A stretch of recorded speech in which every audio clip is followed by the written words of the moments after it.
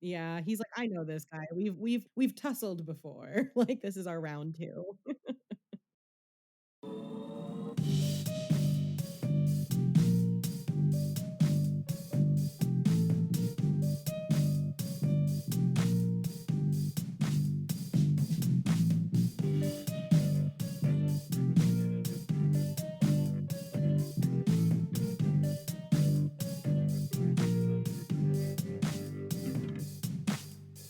Welcome to What Haunts You, a podcast about the stories that haunt our dreams. Find us on Instagram at What Haunts You Pod and find all of our episodes on YouTube and Spotify. I'm your host, Carly, and today my friend Kelly is back, who's done a couple of episodes so far already, and we are going to be talking about The Exorcist. So, welcome back. Thank you. I'm excited to be back. So, why The Exorcist? Why did you want to talk about this one? Oh, I think it's such an incredible movie on so many levels. I think it's one of the scariest movies ever made. I think it has really interesting themes. It has a really interesting place in our culture. It's an extremely impactful film. It's also just very well made, and I think there's a lot to talk about here. So I tried to keep my notes a little sparser than last time, so hopefully we'll keep it at a reasonable length. But that means that you probably have double the notes that you had last time. So see how it goes.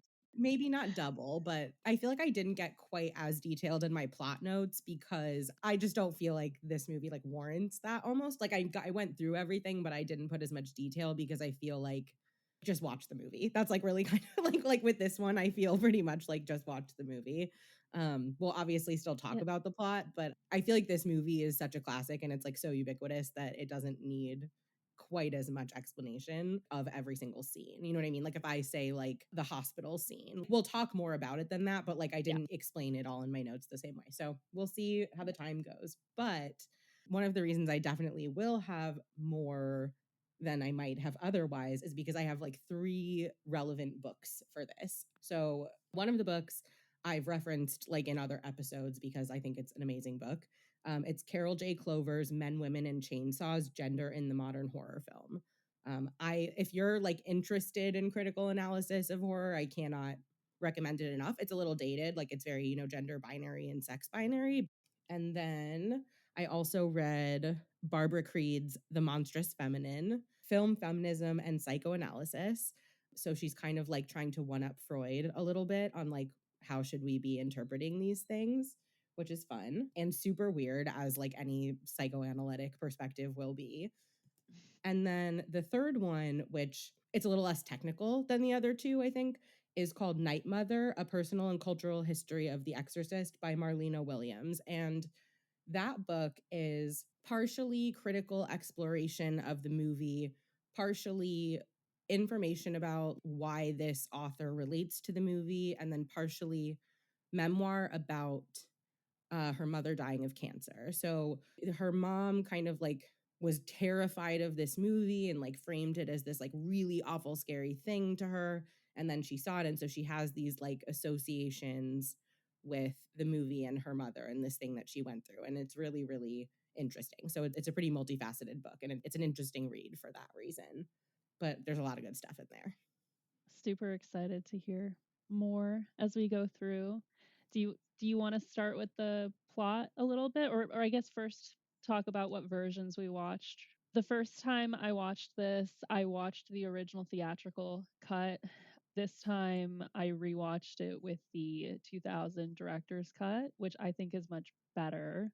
I think prior to this, I'm not actually sure that I had seen the theatrical cut, but I rented it and wasn't really thinking about like it being the director's cut or not. And so I rented the theatrical cut and I don't really remember like exactly what was missing because I'm sure some of it was just like scenes being a little bit longer and different shots of things, but the ending in particular, which like we'll get to when we get to, I think is like much stronger in the director's cut. So I was like kind of like I felt a little underwhelmed when it ended in the theatrical version. Yeah, I agree. I listened to the director's commentary on this movie yesterday as well, which I would not recommend to anyone for the most part. It's mostly him going through and recapping or summarizing the scenes that are currently on screen, repeating dialogue that has just been said, or saying, "Oh, and he's about to say this." Oh, Stuff like that. Like, it's really bad. like narrating more than commenting on. Yeah. Yeah, but he did talk a little bit about, creating the director's cut, and it was really at the request of Blatty, the writer, who was very unhappy with the theatrical cut and thought that basically the heart of the movie had been cut out. So he finally convinced him to release the director's cut, which is really the writer's cut. Yeah, because Blatty wrote it as essentially like Catholic propaganda. His kind of goal with the book was essentially like to show the existence of God by showing the existence of evil or the devil. And so he was like really in it for people seeing the God in the story.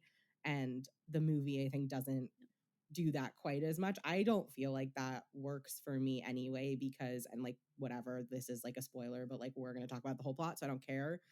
The exorcism doesn't work. So like, to me, it's not very good it's not effective propaganda, but I also am coming from such a different cultural lens than a lot of people because I have like no cultural Christianity in my system. So I don't know if that's just me, a me thing or what. No, it'll be interesting to bring that into, I was raised Christian, not Catholic, but Lutheran and Episcopalian first, and then Lutheran. So I'm curious to hear kind of the differences in like what we learned about demons and stuff like that growing up. Nothing, Um, literally nothing. That's the that's the difference. well, and very little for me too. Like I think it's one of those things that you don't really talk about or that doesn't really seem real. Like I felt like the devil was real, but I never really thought demons were real. But I was researching it, and apparently both the Episcopalian Church and the Lutheran Church do have protocols for exorcism. So it's done, but it's not talked about. So I don't know how frequent it actually is. But Yeah. like the Catholic Church, both protocols first uh, require going through a thorough medical evaluation before you get an Yes. exorcism. Which is good. And I do think that after this movie came out, there was like an uptick in people looking for exorcisms, which is pretty interesting. Also, sort of Yeah. like vaguely understandable in the way that people now are always still kind of looking for like a quick fix, like a, Yeah. like a miracle cure for whatever like ails them. So I think it's, more of the same, more of just humans being humans. Yeah, I think it increased awareness around exorcism as a concept. So probably people who were, dealing with chronic issues that were not being seen by doctors or not being helped by doctors. I could see that increasing the likelihood that they would, go out and try and get an exorcism as a Yeah. last resort. But I do want to circle back to whether or not the exorcism works at the end because I have some different theories about that. So I do want to get into it, but we can circle back to it. Okay, fun. I'm excited for that.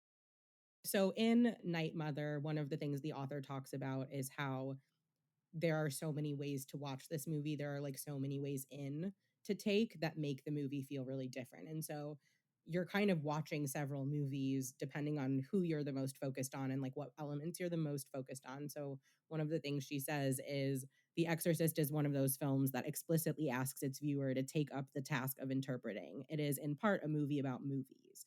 So it's about the way that we watch movies, right? And that we are kind of actively participating in the watching of movies. And that's not always true, right? Some movies ask you to be more passive and just kind of like let it wash over you. And I don't think this is one of them.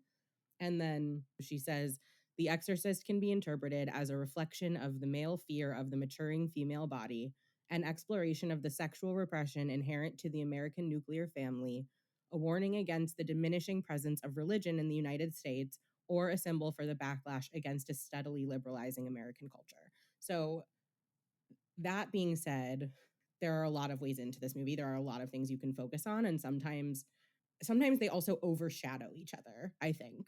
And so one of the things that I like to do with movies like this is to watch it with different ways in and like have a different focus, but I'm curious, I guess, what is your way into this movie and like what are you the most focused on? Oh gosh. Yeah, all of those are really interesting. I mean, I think I find the religious themes to be particularly interesting. Not that I agree with their takeaway or I mean, Blatty, like you said, wrote it as propaganda essentially. But I do think exploring faith crisis is very interesting. We follow Karis through a faith crisis in the movie, and I relate to that, even though I don't. And the same way, I find his faith crisis relatable. But I think all of those things are interesting. I think the more layers a film has, the more fun it is to talk about. So, you know. Totally. And I think that even what you just said, like one of the things that Carol Clover talks about in Men, Women, and Chainsaws about like occult films generally, and I have some quotes about this like later in my notes, is that they often tell a male story by way of a female story. So like again, this is all everything in that book is like very sex binary. So it is what it is. That's the language that we're working with. But basically that like they are telling this story of a possessed girl, they're telling this like cult story of the female body as a way to more seriously inspect the story of this man and his crisis of faith, right? Like that's the central actual issue of the movie, even though obviously a lot of the spectacle of it is Reagan and the possession and the exorcism. The issue to resolve is more about his faith than her possession. Yeah, I agree with that. So let's start with the Yeah. plot, right? So the director's cut starts slightly differently from the theatrical cut in that the director's cut has a brief shot of DC before we go over to Iraq. So there's a shot of the window of the house, the stairs, the Virgin Mary in the church. It's all very brief, and then we cut over to Iraq, and that's where the original theatrical film begins. I think this opening is just one of the most interesting scenes in the movie. We get introduced to Max von Sydow as Father Marin, who, of course, was also the main character of The Seventh Seal that I made you watch last time. So we come full circle. I want to read this quote from Roger Ebert's review of the movie about him. He says, and the casting of Max von Sydow as the older Jesuit exorcist was inevitable. He has been through so many religious and metaphysical crises in Bergman's films that he almost seems to belong on a theological battlefield the way John Wayne belonged on a horse. There's a striking image. There's Wow. a striking image early in the film that has the craggy von Sydow facing an ancient evil statue. The image doesn't so much borrow from Bergman's famous chess game between von Sydow and Death in The Seventh Seal as extend the conflict and raise the odds. Wow. That feels true. I mean, that makes a lot of sense to me, right? Like it's essentially his typecast and he does it well. Yes, he does. And he was actually only, I think, in his 40s when they made this movie, so they majorly age him up. Oh my It's god. like Wow. all makeup. Yeah, he looks very old. He was not that old. That's so funny. It doesn't look like me. It's good makeup, I feel It's like really good then, makeup. because I It's really didn't good know makeup. that. Yeah, yeah, if you wanna see that actor really old, you can watch his brief cameo in The Force Awakens, which I think was one of his last That's movies. so random. That's so funny. Yeah. So we get like we learn about the demon, not learn about, but we get a glimpse of the demon during this opening. And one of the Mhm. things that I'm curious about, and I have literally no real like elaborate thoughts on, but I guess I'm wondering if you have thoughts on, is like this seems to be a deity that is older than Christianity. And I guess I'm like curious why they would do that. And like, is that to specifically pit other religions and belief systems against Christianity? Like, I guess I like wonder if you have thoughts about like why that would be. Yeah, I think it's interesting. I think so Pazuzu is based on or inspired by a real demonic deity from Babylonian and Assyrian culture. Mhm. It does predate Christianity. I think the battle of good versus evil in the Bible also like predates Christianity, right? And that the whole Old Testament, as Christians call that part of it, right? Yeah, All takes place before Jesus is even around. But I do think it's interesting how Judaism and Christianity, their mythology is are both significantly influenced by ancient mythologies of the past, totally. right? And so in terms of using that demon, I think they were trying to come up with something that felt real, and using a historical deity made it feel more real. I also do think like a big part of the film is the clash between modernity and faith, and going back to that time brings you back to a place where faith is omnipresent, faith is everything. Like religion is like the story that we have for the world and why things work the way that they do. And so I think starting in that context gives the story like a longevity and like a continuity back to ancient times that I think is interesting, and helps convey those later themes as well. Yeah, that makes sense. It is funny that how sexual the statue actually is. And this is also based on the actual demon, but he has a snake-headed penis. He's that I mean really that's the main sexual part, but Yeah. um It's giving he's got fertility wings, he's got a dog face. deity. Yeah. Yeah. Another thing that I think is interesting about setting it there is that you like that actual location where they filmed. So they actually did film in Iraq, which was difficult at the time because the US did not have any kind of diplomatic relations with the country. There was no embassy there or anything. The director actually approached the ambassador of Iraq to the UN and asked him for permission, and they gave him special permission as long as he would help train local filmmakers. And the place where they filmed is very close to the tomb of Nebuchadnezzar. Oh, He's a very significant person in Judaism and Christianity. And it's also very close to Nineveh, oh, also okay. super important Yeah, in Judaism and Christianity. Yeah. that's cool. So I heard they weren't allowed to bring in the Americans on the crew for that part.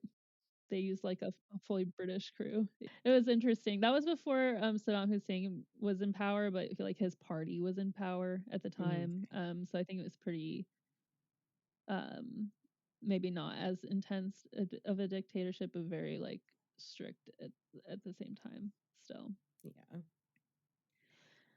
But the best part of the opening is I think after, he finds the little object in the archaeological dig, and he spends a little bit of time in that room with the other priests. I don't know where they're supposed to be exactly, just like an office or something. I Yeah. don't think they would be able to have any actual religious center there. That makes this setting even more interesting, Yeah. right? He walks past a group of people praying, an Islamic group of people specifically, but he's like still surrounded by this religiosity. He passes by like a horse and carriage with this really old woman in it, which is another like symbol of death, and then confronts the demon in this like very literal physical standoff between good versus evil that foreshadows the rest of the film. And then the dogs barking and everything is super creepy, another death symbol. Mhm. So I think it's interesting, like Georgetown has a lot of interesting symbolism, but it feels so much closer to our modern society and our reality. Like that whole scene at the beginning is you're just steeped in history, steeped in religion, steeped in symbolism, Yeah, and it's like I think a very effective way to start things off. totally. And I'm not going to get all the way, into this, but I think like have you seen the prequel? Um I have not. oh, I actually think you should. It's actually pretty good. But there are actually two versions of the story of what happens with him there. So cuz there's like Dominion prequel to The Exorcist, and then I forget what the other one's called, but they're like have the same premise but go a little bit in different directions. And they're both good. Like I actually like both of them. So I would check that out. But that kind of gives you more of what happened there. So that's kind of interesting if you're more curious about the backstory. Yeah, that is interesting. So that's our open on Priest. And then we have our open on Chris and Reagan, right? So Chris McNeil is an actor. She is in a movie that's like about the protests that are going on at schools at the time. And she is also a single mother to her daughter, Reagan. Reagan's father seems to be like overseas. It doesn't get too far into it, but like they pretty clearly do not get along. She has like some staff at the house, and the main other person involved in their life seems to be her like also female assistant. And so that's where some of that fear of losing the traditional American family stuff comes in. This is an all-female household. And one of the things that in Night Mother she says is, by horror movie logic, the female-led household in The Exorcist, much like the one in Carrie, is inherently more penetrable, more open to invasion by an evil outside force than a household with a strong male at the helm.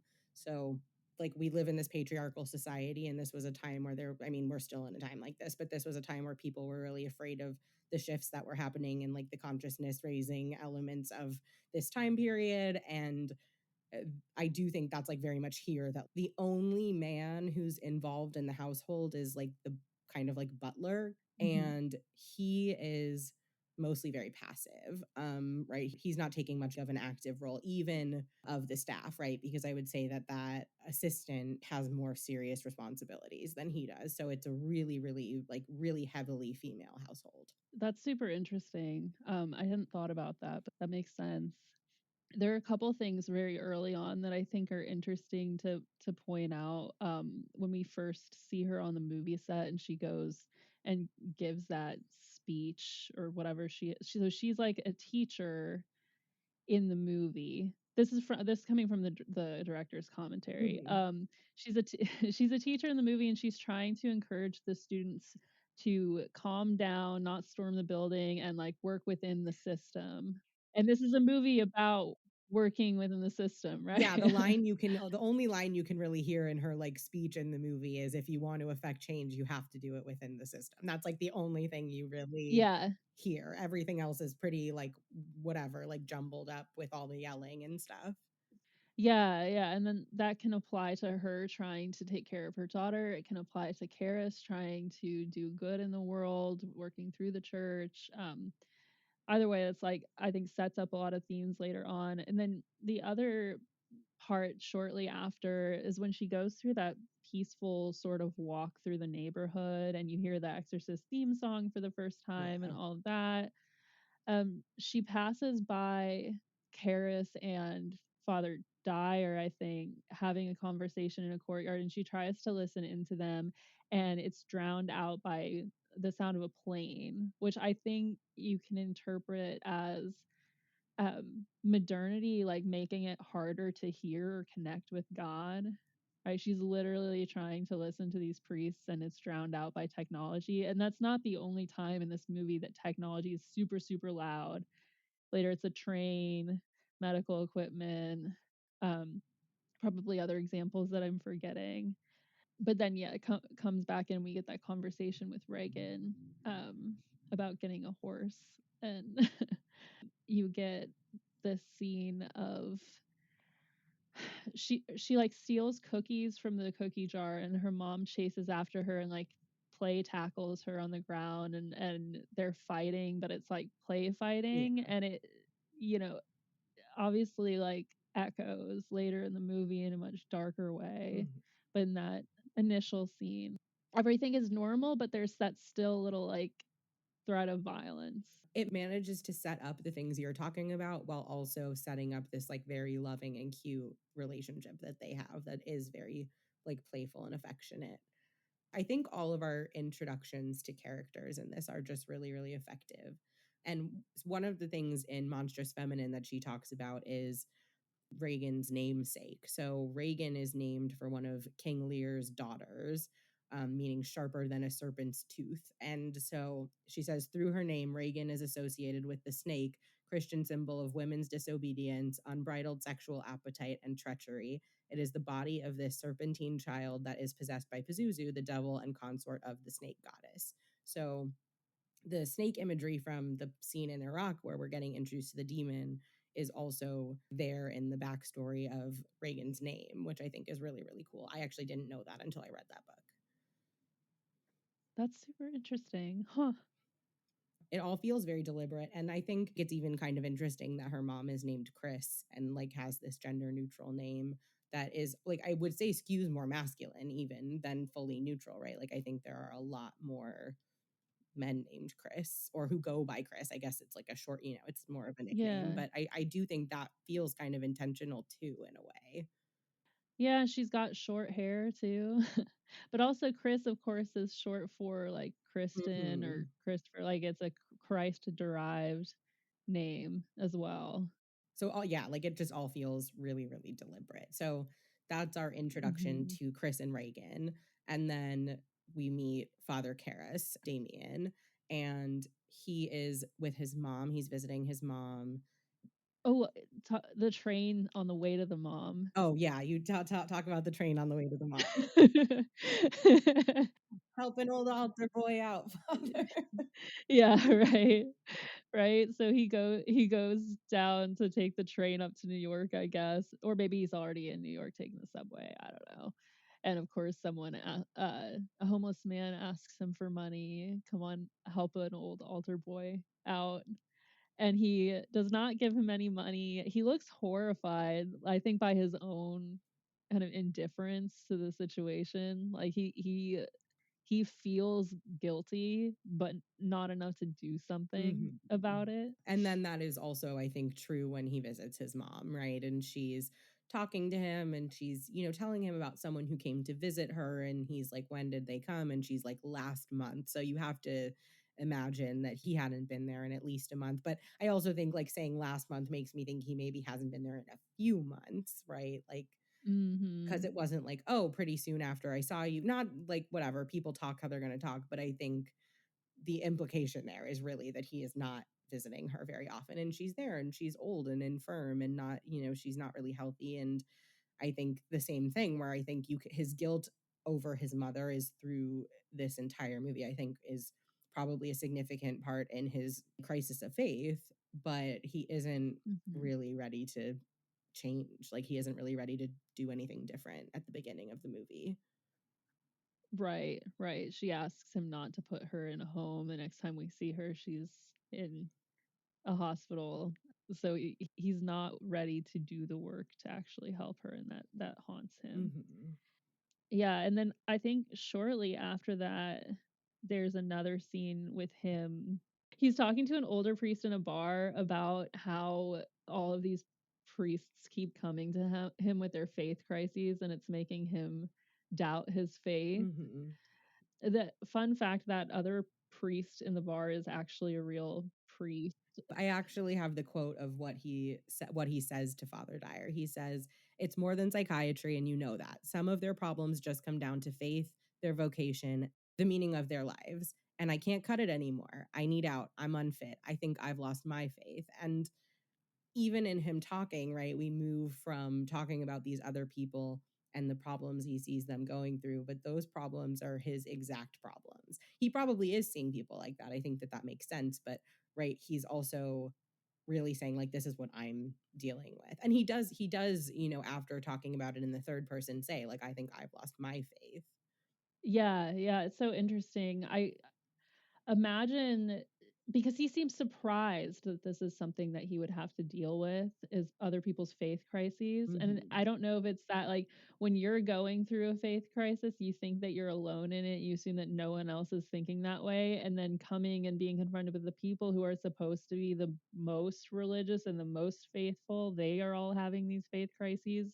Like what is he supposed to do about that? Like that, I mean, there's no hope for him. If he was surrounded by people who could help lift him back up, it would be a lot easier for him. But he's the lifter, right? Like he's the one who's supposed to Yeah. be helping, right? Helping people through that, which doesn't necessarily mean restoring their faith, right? Like it kind of depends on the person, what they need, but it's his job to be the support, like to be the person who is trying to make things better for these people.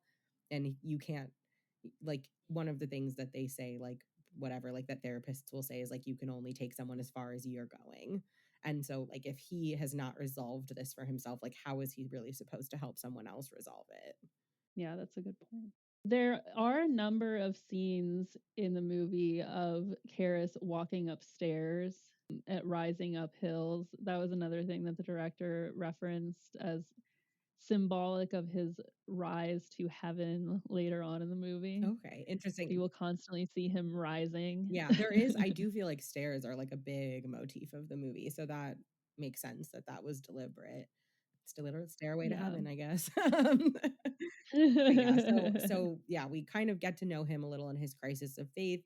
We learn back like with Reagan and Chris that Reagan has been playing with a Ouija board. The ghost that she's interacting with, she calls Captain Howdy. And Chris is like, I thought you need two people to play. And she's like, no, no, no, it works. And the board seems to not want Chris to play, right? Like it seems to not want her to touch it.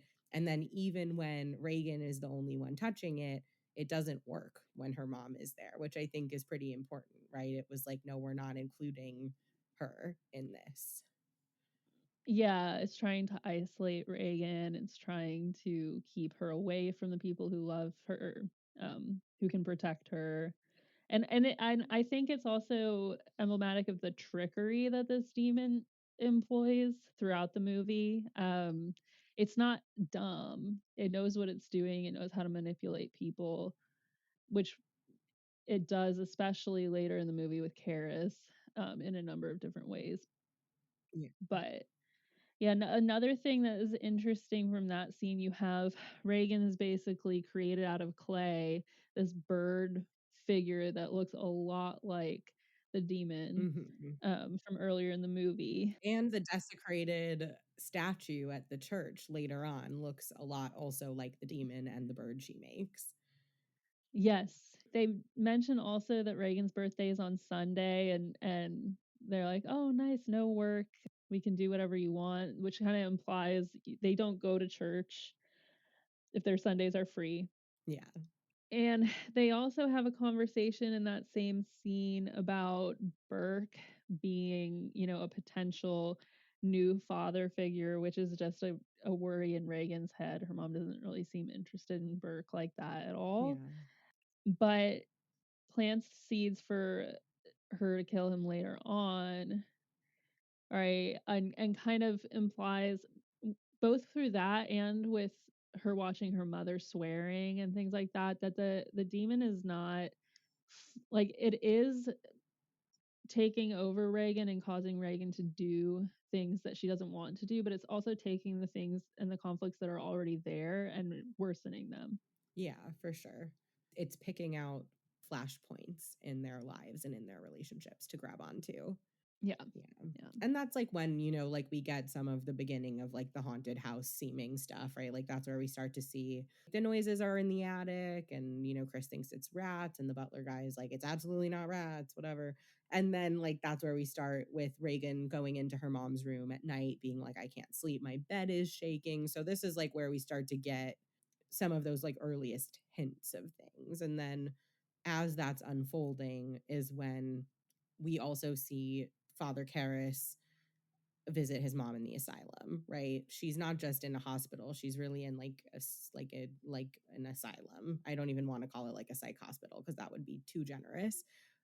She's in Mm-hmm. this like very rundown place. It's all old women who are totally out of it. Like some of them are catatonic, some of them are a lot of them are screaming, a lot of them are coming up to him and like grabbing onto him because he's dressed in his tell me the name. What's it called? Do we have a name? A priest outfit? I don't know, priest outfit. Special collar thing. I'm sure there's a name. Someone is probably like screaming it right now if they're listening to this, but We're not Catholic, so yeah, like literally zero frame of reference. But he's in his priest outfit, and like I think that would be enticing for people who are in yeah. a dark place, and he's kind of pushing them off of him and like just kind of trying to get to his mom, and she's strapped to a bed, and she's like, "Why would you do this to me? Like, how could you do this to me?" And his brother even is like, if you weren't a priest, like you would be some fancy psychiatrist making tons of money and she could be somewhere nice instead of here. Yeah.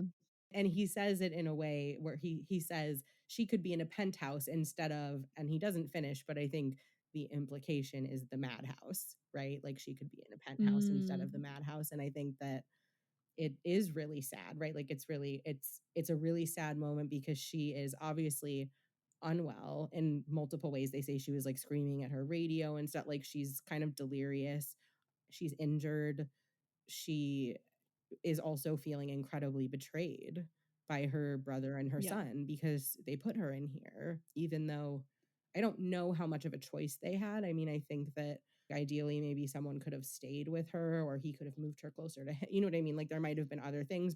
Once she reached that level of unwell, I don't really know what else they could have done. And that's just like Mhm. a really horrible situation for all of them altogether. But I think it was one of those things where they didn't figure it out ahead of time, and so it was the worst version of events. Yeah, yeah, I think there are institutional problems obviously at play. I mean, or in the earlier conversation, I think Karis asks to be transferred to New York, and he can't be for whatever reason, but I'm sure it's not anyone's like first choice. But I think that the visuals in that scene are super interesting. He's wearing like all black, his priest outfit, and everything else in the room is white. It's like he's on a trip to another realm or something. It's very strange and kind of the opposite of what you would expect, right? Like the good guy in all black in an all white room in a horror movie is it's like the good guy dressed in all white in a dark room is what you would expect. And I like that it plays with those expectations. Yeah. We have that scene, and that, just kind of further cements his current situation. Like I said, I think what's going on with his mom is a big part of his crisis in faith. That's very often, I think, how crises in faith go, right? Like it's hard to reconcile what's in front of you with what you believe. And when those things don't line up, it's really uncomfortable in our brains. And so we go into crisis and try to renegotiate everything. And after that is when we get the party scene with Chris and Reagan. And Chris is having this party at her home, and actually like there are little nothing too detailed, but there are little shots of Reagan at the party before she's sent to bed where she's just like being normal. Like we don't hear any conversation, but it just seems like she's being a normal maybe not a normal kid, but like a normal kid of a celebrity. Like she's just there. And then eventually, later in the night, she comes down in her nightgown and she looks at the astronaut that is there and says, "You'll die up there," and pees on the floor. And it's Yeah. pretty upsetting. Like it's like a pretty upsetting scene because she's not a little kid. It's like I think anytime you see someone above, maybe not like right above potty training age, but like when you see like an adolescent or older losing control of their bladder or like deliberately peeing somewhere that's not a toilet, like that's pretty alarming and pretty like immediately Hmm. concerning. And then obviously like what she said was also pretty concerning. So that's kind of a Yeah. tipping point where I think that's where I think start to really take seriously that like something is very wrong with her. Whereas before it's like little hints of stuff. Yeah, well, and that's one place where the director's cut is a little bit different because the director's cut before that scene even happens has a medical scene. And that there are, I think, many more medical scenes in the director's cut than there are in the theatrical release. But this one was so interesting to me. It's the first one where she is like mouthing off to the doctor, trying to take her temperature. She's like, Oh, that is in this version. I think I skipped over it. Yeah, that is in okay, this version. okay, okay. She's, like, humming in the hall. Right, but that's where they're like giving her Ritalin. You know what I mean? They're like, "Oh, she's a Yes, nervous kid. Here's some Rital." Like I yes, feel like it's very yes. trivial Well, I at thought that that point. was so interesting, Yeah. right? Like, the whole, like, disorder of the nerves, I don't know, it sounded like ADHD to me, like, prescribing Ritalin. Yeah. I don't know, I don't know if, like, was ADHD not a thing back then? And, like, maybe it I wasn't don't as big I of a don't think thing. so. I'm honestly not Like, sure. Ritalin was really new. Yeah, I also think that like many new medications, Ritalin definitely had its phase where they were like, "Let's just throw Ritalin at this kid." So, you know what I mean? Like it was something that I think like ADHD diagnosis was, it was like overdone and underdone because it was like overutilized with people where that wasn't appropriate, and then like maybe not given to people who would have benefited from it actually.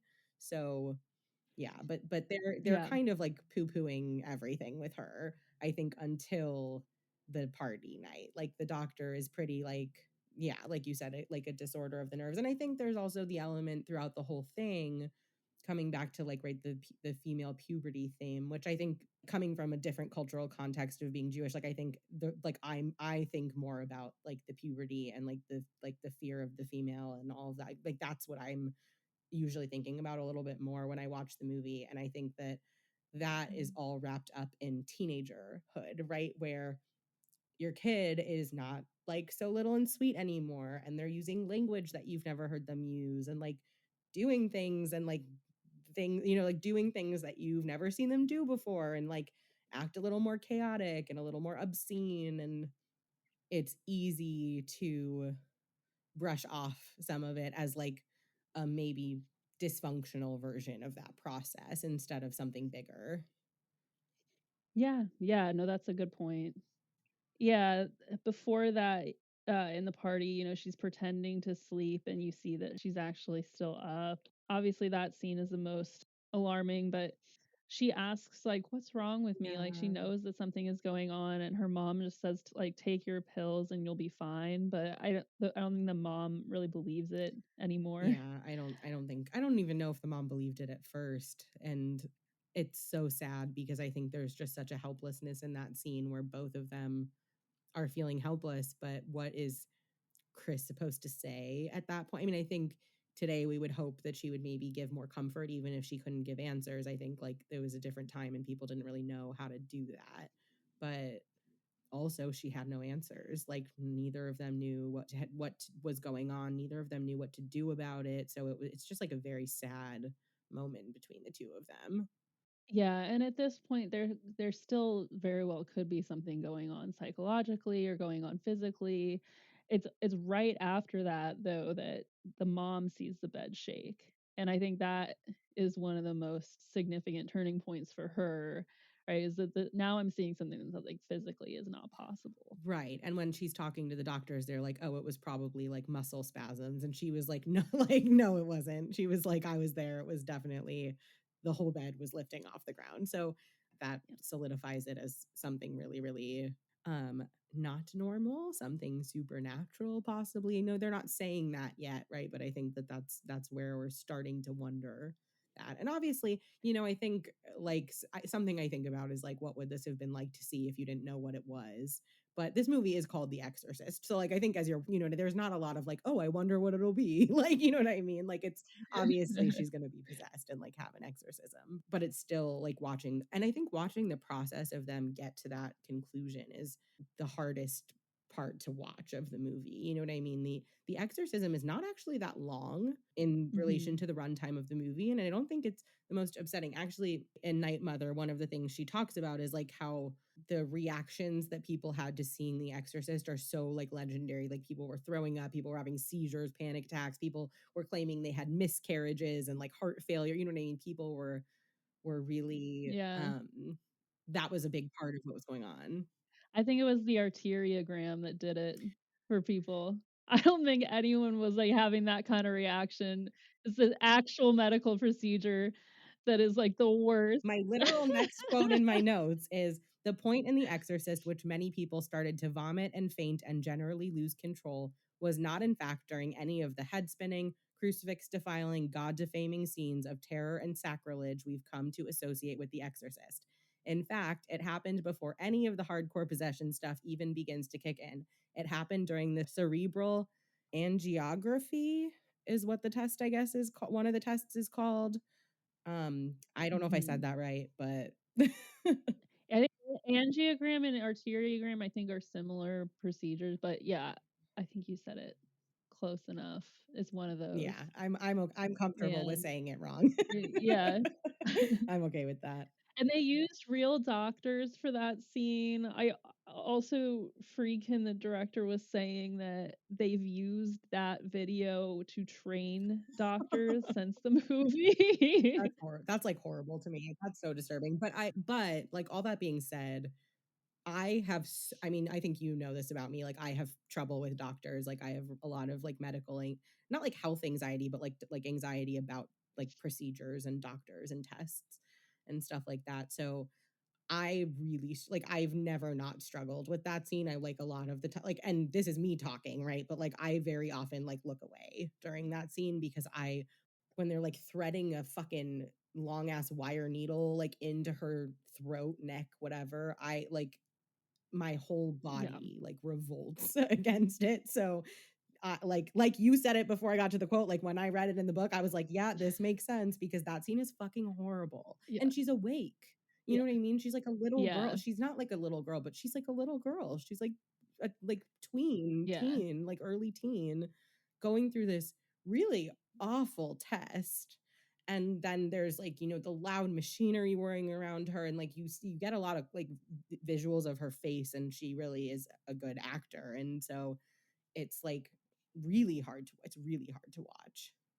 Yeah, I can't imagine watching this movie as a parent. Like, just to imagine your child going through that. It's scary enough to imagine yourself going through that, but to imagine your child going through that and you being so unable to help them, like Yeah. that. Is there anything scarier than that for a parent? I doubt it. Yeah. I mean, I even think about like my pets, right? And like when they need to have something done and you can't explain it to them really and stuff, you know what I mean? So I can only imagine like like your literal human child. Yeah. And it's horrible. And then like obviously that's got to be horrible for her. And then like things just keep getting more horrible, so it's like she doesn't even get like a break. It's terrible. Yeah, yeah, and while this is going on, we're going back and forth between her and Karis.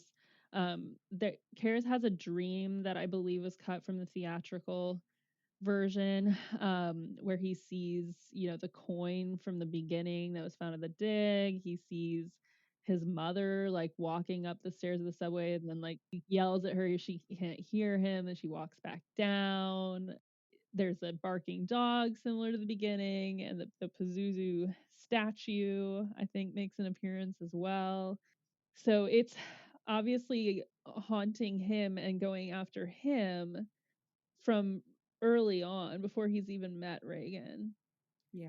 And I wonder, like, are there any theories about how the Virgin Mary got desecrated, or like who did that? I don't know. I mean, I feel like we're supposed to think maybe she did it herself, but like I don't really know how that would. I don't really understand the mechanics of that. It's like, how could she have? Yeah, Yeah. yeah. So it seems like this thing is having like an influence not just on Reagan, but about on everyone around her as Yeah. well. Well, and like going back to what you said about like the demon or like knowing what it wants and like being smart, it's like it's the point is essentially like he's bringing the other priest in. Like he's trying to create a situation where he will like again face off with this other priest because the priest like faced off with this demon in Iraq like however long before in the like prequel and everything. So it is like creating this larger force, right, to bring a lot of things together. So it's like I think you're right. Like it isn't just like I'm possessing Reagan. It's like I'm creating this scenario where I will get to have the battle I'm trying to have. Yeah. Reagan is kind of incidental. You know what I mean? Like Reagan is just like who it happened to be. But Yeah, although I do think the conversation that they have later in the director's cut about why Reagan adds to the why her as well. But another another scene we get in here is him doing communion. It's very quick, like the back and forth at this point between Reagan and Karis, but he's doing communion in a very like robotic kind of way. Like he's not actually really thinking about what he's saying. And this is contrasted to like a later scene where he delivers communion again, and this is after he's encountered Reagan, and he's like thinking through every single word that he's saying and doing it much more cautiously and carefully. So those are both very brief scenes, but I think they show kind of what he's going through psychologically at different points in the movie. Definitely. And then like in between his scenes, we're getting like more scenes with Reagan of like the possession indicators. And that's where we even have like the scene that really fucked up Linda Blair's back. So the scene where she's like flailing up and down on the bed, she was like strapped into like a device that flailed her around. And so, and someone else was like control, you know what I mean? Like someone was controlling it. And so Mhm. it's this interesting thing of like her character is being possessed and like flung around outside her will, but like she was literally being flung around outside her will. And something was wrong with the harness in one scene, or like the straps, or how like what however she's attached into it. And Mm. she like really fucked her back up. And they used some of that, like some of that footage in the movie, but in I don't know if you've heard of it. There's a show called like Cursed Films, and I watch there's an episode about The Exorcist, and there's a clip of her in like the after like immediately after that, when like when they start to realize that she's actually her, and it's like very upsetting to watch. It's like one of those Ugh. things where you're like, this is like really fucked up and hopefully wouldn't happen today, but she like got pretty injured because an external force was literally manipulating her body, like, which is so scary to think about, and she was so young. Ugh. Yeah, it is crazy that some of the things that they had her do, as a 12-year-old. There were scenes where there was a body Mhm. double used, like, I think for the masturbation scene, she did parts of it, but not other parts, I Yeah. think, And there was like a dummy for some things, but one of the things that Night Mother also talks about is just what it must have been like for her to like watch her own face change when she got the makeup done, and like how that could be really, really distressing and confusing for like such a young person, but then also that they had the dummy live in her trailer. So she's like having to get her makeup done like this. She's having to like look at her actual self like this, but she's also like sitting with this disgusting and like evil looking and decaying kind of version of herself like in her trailer, which I think for such a young girl is so fucked. Like I can't, like that's like torture.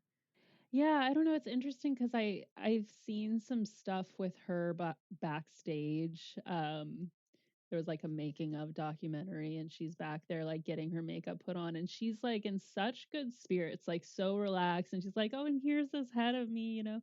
Like, it's very possible they found, like, one of the most mature 12-year-olds out there, but Mhm. it's still she had to go A through lot. a lot. And I think like when you hear her talking, when you watch different things or listen to different things of her talking about it, there's a lot of inconsistency in how she relates to it. And I think that's people have been like critical of that, but I think ultimately like she was 12 or whatever, she was so young. So like I actually think it makes a lot of sense that like probably a lot of it was very fun, probably a lot of it was very disturbing, probably a lot of it was traumatizing, probably a lot of it was really informative for her and like whatever, you know what I mean? I think she probably just had such a complex relationship with the entire thing that like it was probably like one of those like it was the best of times and the worst of times things where like I'm sure so much of it was so exciting and cool, and then obviously it was hard, and then she talks a lot about how in the aftermath people were really scared of her as a person, and like Mm. there was this kind of dichotomy of like people who were just scared of her and people who like thought she would have answers for them about things that like nobody, let alone like a child, would have answers about. Yeah, yeah. Ugh. And she had went on to have, like, a very complex coming of age, teenhood, young adulthood. I mean, she was 15 when she dated Rick Springfield, who was 25 at the time. And she was addicted to I can't remember what drugs, but she struggled with addiction for a long time as well.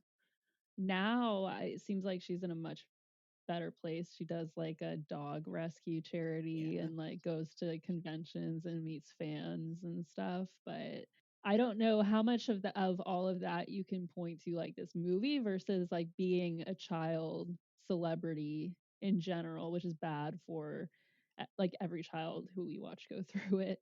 very, very true.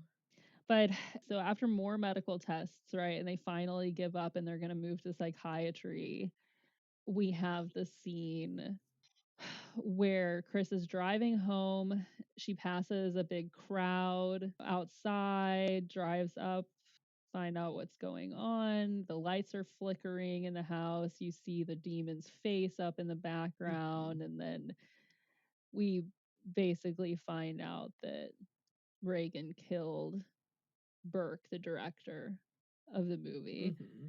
Something I mean, I'm sure I'm not the only person, but yeah, you find out he's dead, and like obviously like it feels pretty obvious he like fell from her window. So it feels pretty given that she killed him. I do think she killed him. Why was he in a little girl's bedroom? I'm still not over that. I know she was sick. I know he was watching her for a little bit. But why are you all the way in this little girl's bedroom? That feels super weird to me, and I like think about it every time I watch the movie. I'm like, how like what were you really doing in there? And like Reagan's possessed, like she could have enticed him. What I don't know, you know what I mean? She could have gotten him to come in there with like, I need help or I need this, I need that, right? Like I mean, he could have been trying to read her a bedtime story. I don't it doesn't really seem like he knows her like that though. Like he doesn't have Y- like it doesn't seem like he has that type of like relationship with her. So it just yeah, yeah, well, I get the sense that he like is interested in Chris romantically, perhaps it's not requited, and so maybe like he shows up to the house in the first place. Why is he even showing up to the house? yeah, true. Like he's trying to perhaps like insert himself into this family dynamic, which I could see upsetting Reagan, and then Mhm. the demon taking over.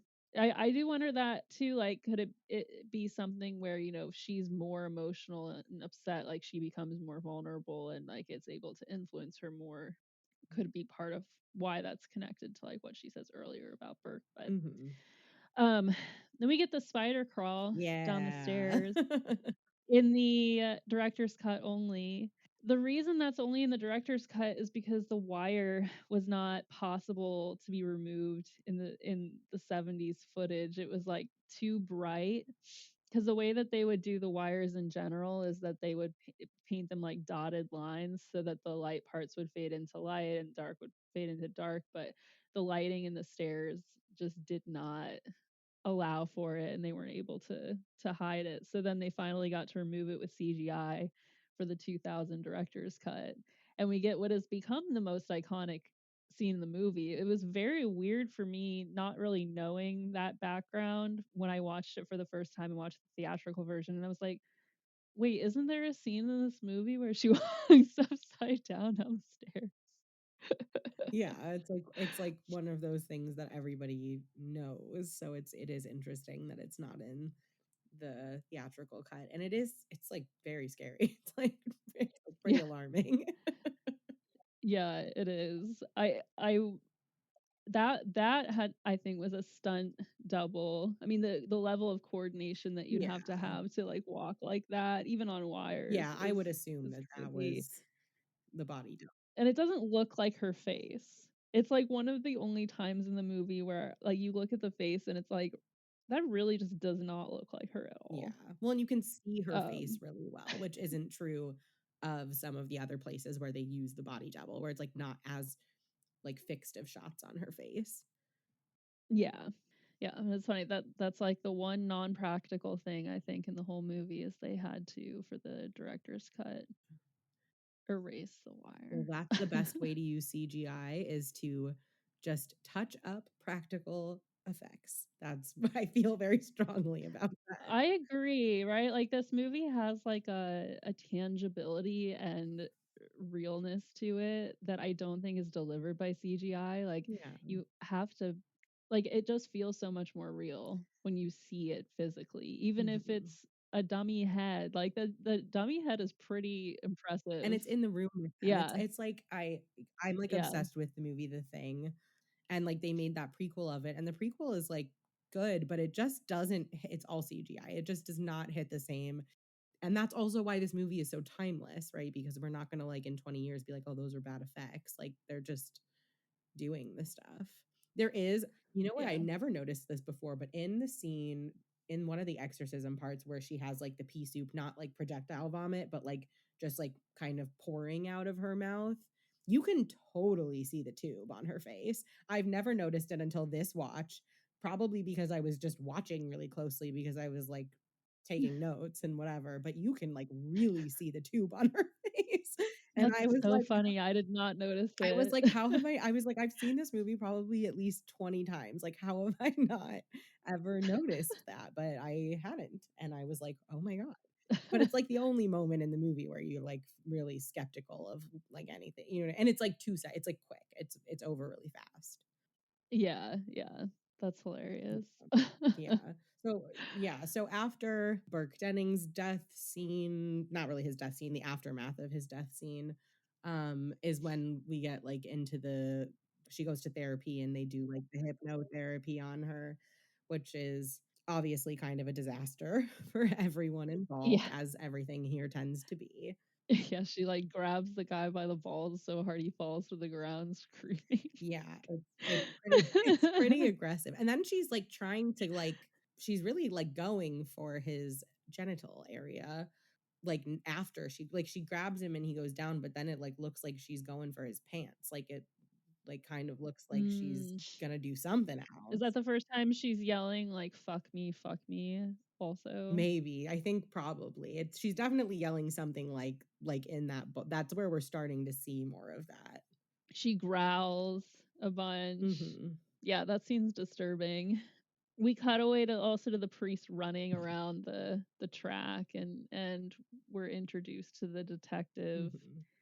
character. Who is great. He is like utterly delightful. I have to say, I'm not usually a super big fan of cop characters, but he is so He delightful. is.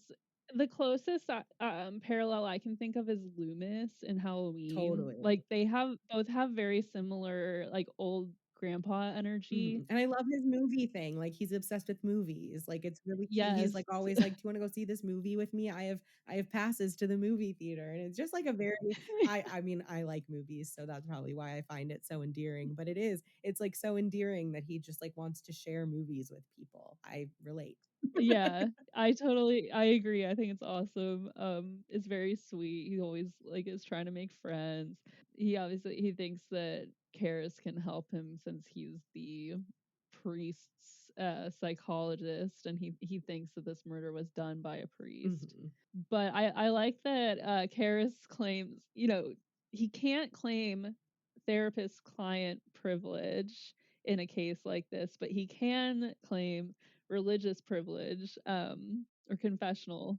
And I'm just going to say someone didn't do their research because it's not true. Really? You can't Interesting. report something that's already happened. You can report a plan. If somebody showed up and said, I am going to kill Burke Dennings, you would have to report it. But if they were like, I have already killed this person, you do not report it. Oh, that's very interesting. It's only if you can prevent something. Like it's essentially like you have a duty to warn. So if there's no one to warn, Yeah. you actually can't like so and when he says it, he says whatever, like a psychiatrist recently went to jail or whatever, and my guess is whatever case they were referencing was something that established the duty to warn. I would guess that in whatever case he's referencing, the psychiatrist or therapist or whoever it was heard about it before it happened and not like after it happened, because it's not our job to help catch people. You know what I mean? It's our job to Yeah. protect people. So I Yeah. always I get a little chuckle out of that moment because I'm like, that's just not even true. I granted, Oh, cops are notoriously honest too. right. I want to believe that Detective Kinderman is honest though. He's so sweet. And I feel like he probably was being honest and just didn't know. And like whatever, different states, like maybe it is different. I don't, you know what I mean? I don't know. Different time period. I was also wondering if, like, maybe even if you don't have duty to warn, could you still be, like, subpoenaed if a potential client committed a violent crime? Like, could you be subpoenaed in their court case to perhaps provide information about their psychological state at the time that the crime was committed? It's possible. We're basically taught to just assert privilege over and over until they basically tell us that like we will be in contempt if we don't answer. So you're supposed to fight it like every step of the way. Okay. until basically they're like, no, you literally don't have a choice. So, like, you could be subpoenaed. I don't know that everyone who gets subpoenaed actually ends up having to testify. Like, I don't know how. I haven't been in that situation. Thank goodness. Hopefully, knock on wood. But you're supposed to always fight it if you are. You're not supposed to like you have to respond, right? Like you have to respond to a subpoena, but you're supposed to like initially be like, I like am asserting privilege on behalf of my client and I'm not going to share this information, whatever. But like once they're like, no, you have to, like you have to. So we're finally at the point where exorcism is recommended by the doctors. Not because they believe that exorcisms work, but because they believe there's like basically a placebo effect, Mhm. and that if people believe in it, that it will And work. I think that's One thing probably that, true. I think probably a lot of people are helped by exorcism. I really will say, like, I think it sounds like it would be quite a cathartic experience. And I think if you think it's gonna like we know that things work if you think they're gonna work. Even like a lot of therapy modalities are like that. Like if you don't buy in, it doesn't work. If you do buy in and commit, it does. Like it's you have to like give yeah, yourself to a thing for it to work. And so yeah, I mean, I actually think yeah, it makes a lot of sense that they say that. But it's funny because yeah, it's funny because it is true, and, like, we kind of at this point believe it to be true, and, like, they don't believe it, but they're like, "Hey, you might as well." And it's kind of a funny yeah. like, a funny moment. Yeah, it's funny because also it's like you're talking about a presumably atheist family, like they don't seem interested in church at all. So where would she get this belief in the first place, Mhm. that she was possessed? Although I do think they kind of drop hints here and there, like the maid putting a crucifix under her pillow would imply that perhaps she was religious, so Reagan still could have been exposed to that stuff without it coming from her mom, Yeah. right? Or she could be exposed to it at school or, in her community or whatever. Still a possibility. I also wouldn't even be surprised if Reagan, like, went to a Catholic school just because, like Or does she even go to school, or is she I don't know, I've kind of taught by the, like, live-in I not assistant? clear about that. I'm not clear about that. Because they are traveling presumably all the True. time while she's on movie sets, so I could see it being like a private tutor That is probably true. potentially. That's probably Yeah, which would make it all the more alarming that she's being influenced by something from outside of the house. I mean, yeah. in theory, know everything about her education and what she's learning. And the detective comes in and basically tells her without telling her that he thinks that Reagan had something to do with Burke's death. I like that scene a lot. Both of the actors are conveying so much underneath the words that they're saying to each Right. other, especially the Yeah, mom. and I think I, Kinderman seems so sympathetic to their situation, you know what I mean? Like, there's almost an unspoken energy of, like, I don't necessarily need to see this through. Like, we're gonna yeah, talk about it, but, like, I don't necessarily need to see this through, like, as he's finding out that she's sick and he's like, "Is it serious?" And she's like, "I'm afraid it is," there is like, it feels like there's a lot of empathy for their situation from him, like that is also under there. The question of like, do we actually do anything with this information or do we just try to get this sick kid some help? yeah, the mom is obviously horrified coming to the realization. I like when she asks him if he wants more coffee, like as like a can you please leave? Yeah. And he's just like, yeah, I'll have some more coffee. Yeah, and he's, like, a little starstruck by her, right? He's a movie guy, she's a movie star, so he also, like, asks Like get her her yeah, he autograph. asks her for and it's really cute because he's like, "Can I get it for" who is it for? Who does he say it's for? He says it's for someone His his daughter or daughter, and then, something? like, right before he leaves, he was like, "I lied, it was for me," and it's, like, kind of a cute it's like he's being a little annoying, but in an endearing way, like, even Chris kind of thinks, like it seems like she's, like, a little annoyed, and she's kind of like, "Okay, I don't really, like, need this right now," but she's also like, "Okay, you're kinda nice, like, let me give you your autograph and whatever." Yeah. It is a good scene though. It's really effective. Yes, it is. The realization that her daughter's not only suffering but has like caused this horrible tragedy, I think is what pushes her to actually finally look into the exorcism. Or if not that, this immediate subsequent scene, which is like the most disturbing scene in the movie, other than the arteriogram, probably, which is the crucifix bloody masturbation scene, Yeah. if you can even call it masturbation. I don't know that I even like that word. I would call it self-harm. Yeah, Yeah. I think that's more Yeah, accurate. it's like a sexualized self-harm, but it's definitely closer to self-harm. And she's, yelling, she's yelling, "Let Jesus fuck you," which obviously I imagine is like like for I'm sure like when Catholic people at the time saw this movie and heard that, they were probably like, "Holy shit." That's actually probably not what they were thinking, but you know what I mean. And then she like her mom comes in and she is like saying she like grabs her mom's head and like holds it to her crotch and is like, "Lick me," like as she's like bleeding from this. And I think there's also like a little bit Yeah. of the question of like, is some of it menstrual blood, is this like more of the female puberty stuff like mixed into the self-harm, so like I don't Mhm. whatever. But it's really, it's just like very appalling, and it's a different type of disturbing than the scene with like the testing. Like that's just like kind of straightforwardly disturbing because it's scary and like a really intense test and whatever. But this is like the self-harm element, the like the intense like boundary violation happening around two things, right? Like consent essentially, but also like this mother-daughter barrier being really like fucked up by this moment. And like she throws Mhm. her mom like clear across the room. And I like she actually got a little bit hurt in that scene, like the Yeah. so but it's like a really, it's like a gruesome scene. And I think, is that the scene that also has the furniture moving, I believe, I as think well? Chris falls to the floor, and then like the dresser or the wardrobe thing like starts to come Comes towards her, and through. she like flees out of the room and gets out before it like squishes her against the door. Yeah. So yeah, I think it is Yeah. that scene. Yeah, because all of that I think has to go down all at once. Because the next time we see her, she's tied down Yeah.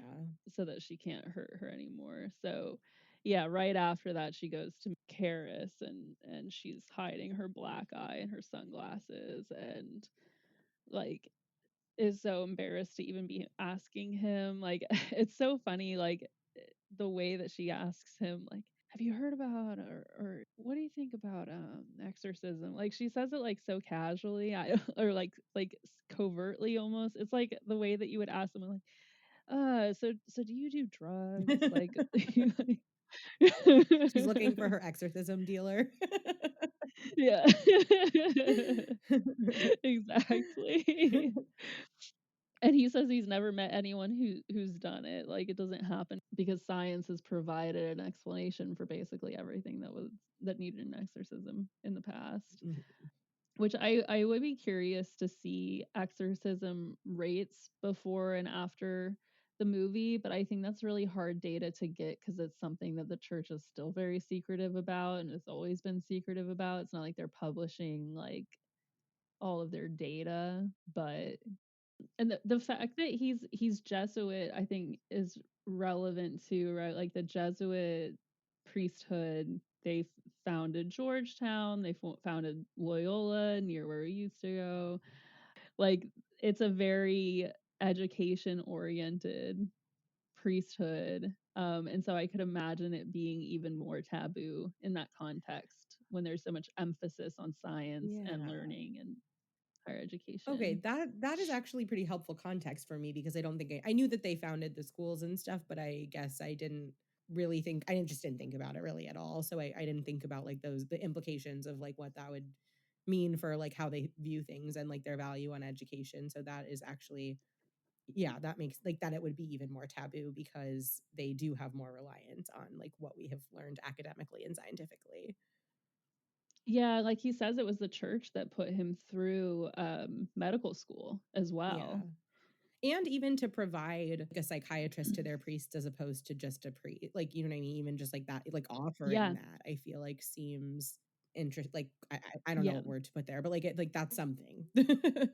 Yeah, yeah, it's definitely putting stake in science, not just in faith. Like there's an acceptance of both, or like seeing how they're compatible rather than viewing them as Yeah, opposed. which is kind of interesting in this context of like there is a battle between medical science and faith in this movie, right? And so it's kind of interesting that it's framed around this person who should be seen as like the integration of these two things, but it very much turns into like being strictly supernatural, metaphysical, whatever, like strictly in that realm.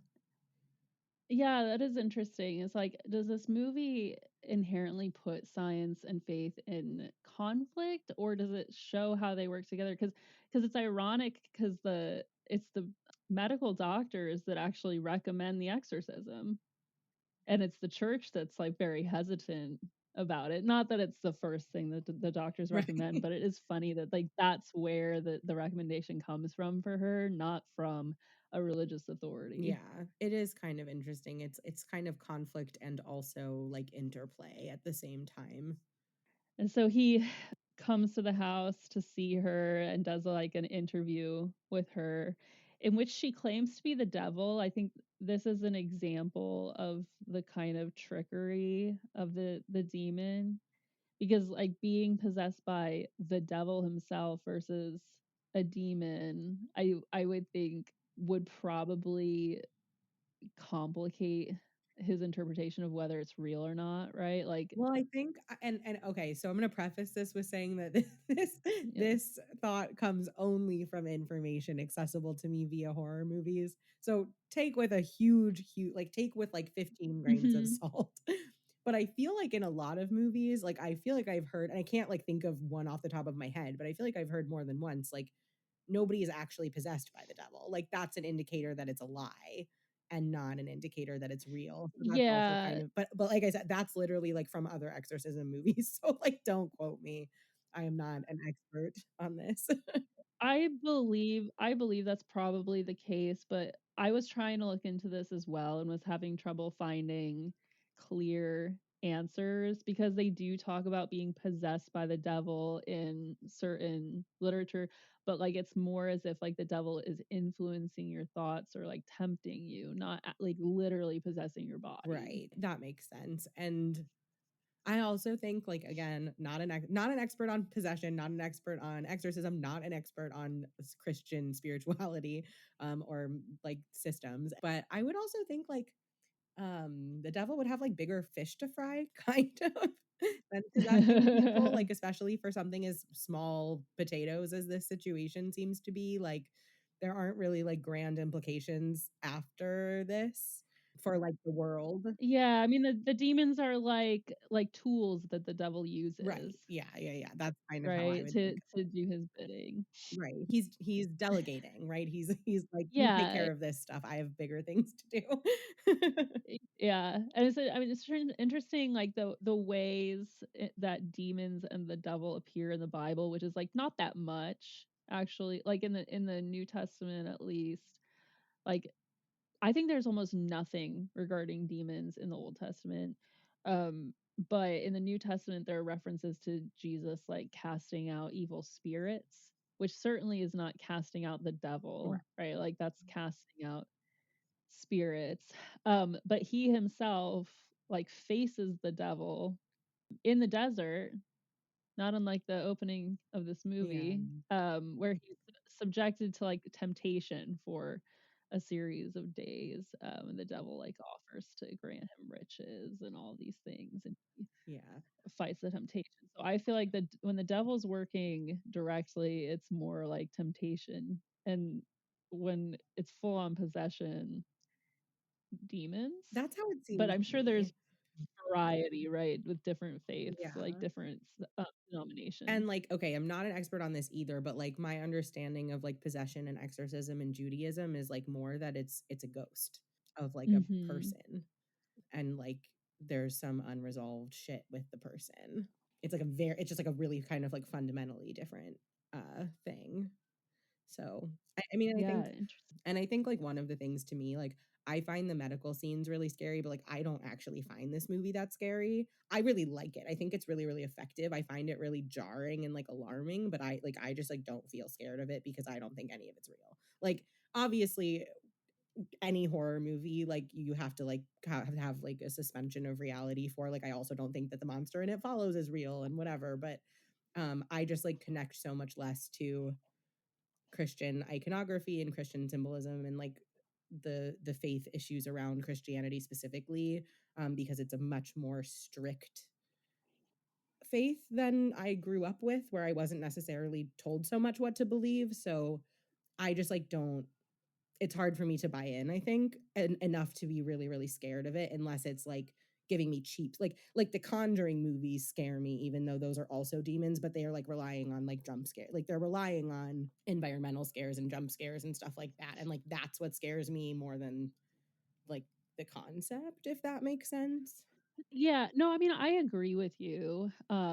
It's I don't I'm sure if I literally believed in demons, I would feel differently watching this movie, but I agree that what's scary is watching a child suffer or seeing like these medical procedures, um, experiencing like the idea of things being out of your control, not literally. Oh gosh, people can be possessed by demons, and that could happen to me. Yeah.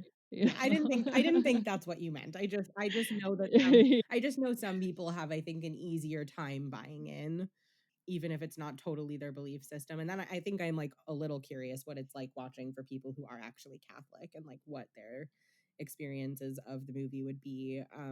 Like I have asked that question, not about this movie particularly, but about this kind of like, you know, subgenre. And I do think it's like much scarier if you're Catholic, which makes sense. I'm Yeah. sure. Yeah. So when she's talking with Karis, she mentions his mother like spews vomit at him.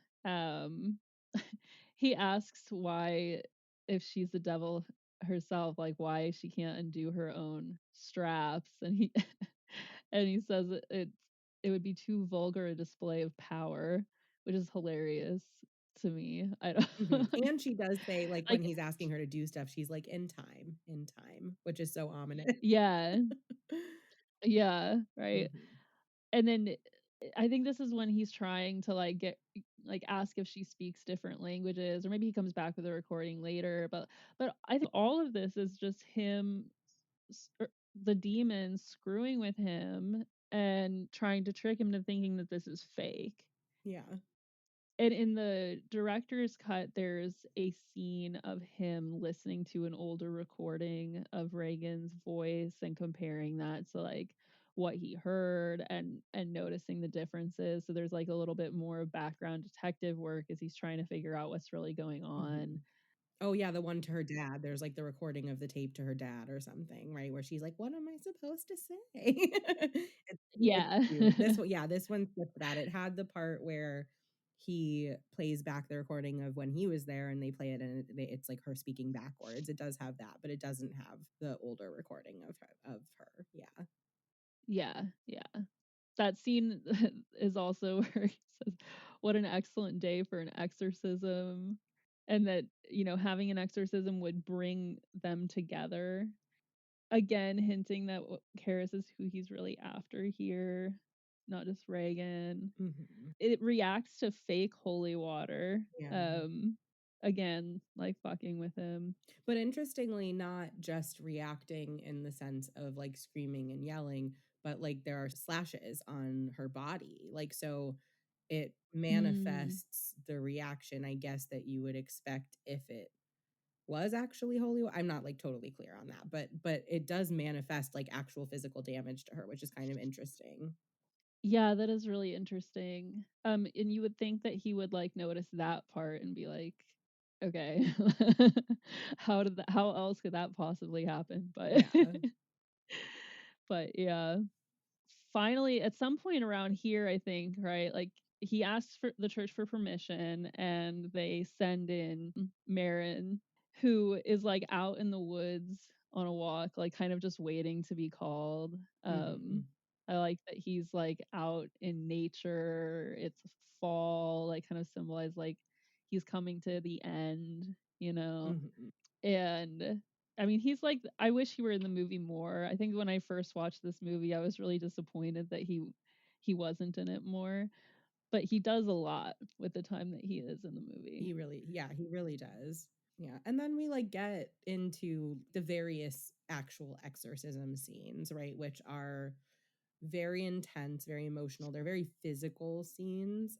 In Men, Women, and Chainsaws, one of the things she says about occult films is they do their best, in much the way pornography does, to make the female body speak its experience through moaning, vomiting, fevers, hypnotic revelations, swearing, swaggering, swelling, and the sudden appearance of rashes, bruises, and scars, sometimes spelling out a message. The woman is made to bring forth her occulted self. So when we see these scenes, they are heavy in the body, right? Like we're talking about a spiritual battle, but it is not an invisible spiritual battle, right? Like it's not a spiritual battle happening on a spiritual plane. It's a spiritual battle happening on a very, very bodily and physical plane, right? She's all fucked up looking like she's kind of decaying while she's alive Yeah. as she's like rotting, and she's projectile vomiting. Vomit is like leaking out of her mouth. She's, screaming and moaning and thrashing. And it's this very like visceral experience, even though it's like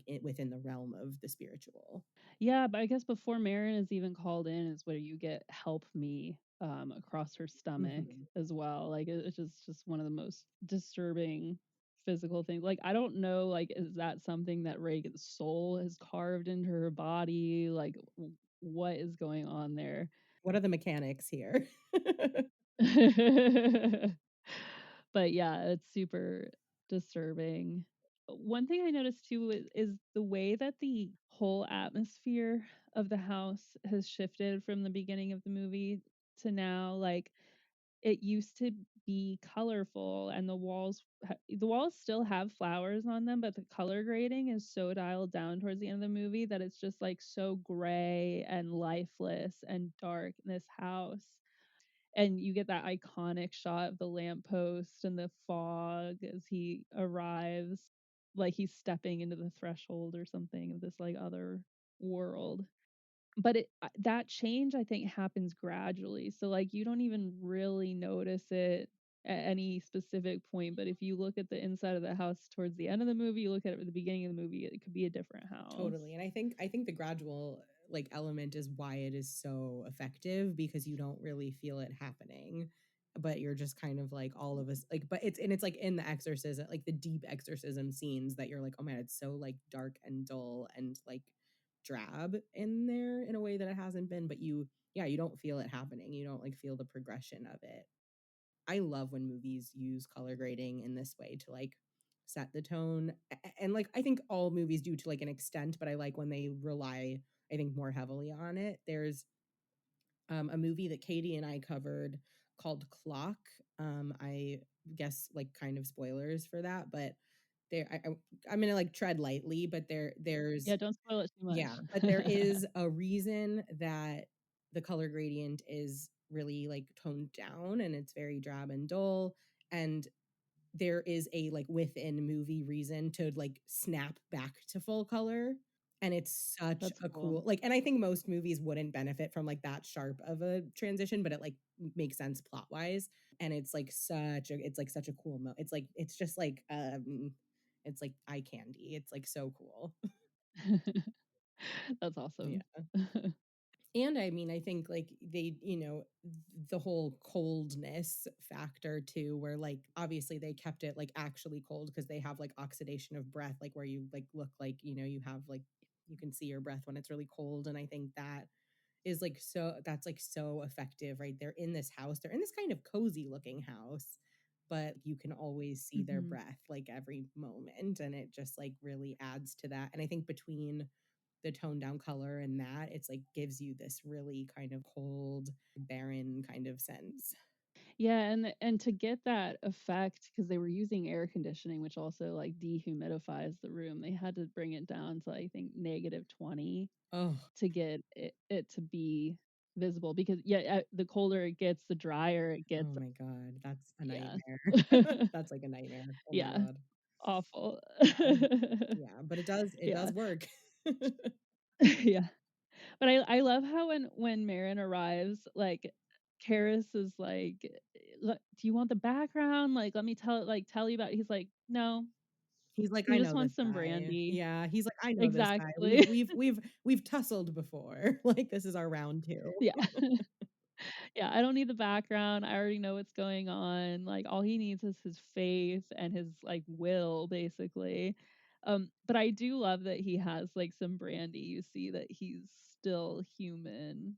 Yeah, and I think he even says when she offers it to him, he's like, "The doctors say I shouldn't, but I'm weak," or whatever. Like, that's not word Oh, for he said, "Thank God my will is weak." yes, So which I think is really, really nice. And I do really love when spiritual leaders are really positioned as human in film. Like I really I like appreciate that a lot because I think some films, some stories more broadly can just overdo the piety and the purity and all of these things. And I just don't think that's as effective.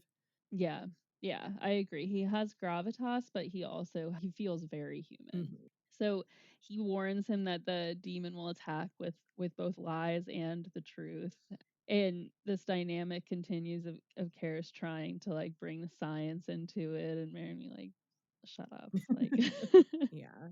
or ignore And I him, think you that's know. even like an element of why he doesn't want the backstory, right? Like if you're going to take a medical or psychological approach, you need the backstory. But like if this is just a demon we're interacting with, I don't need to know about Reagan. Like I just know that this demon is here and I have to get rid of it.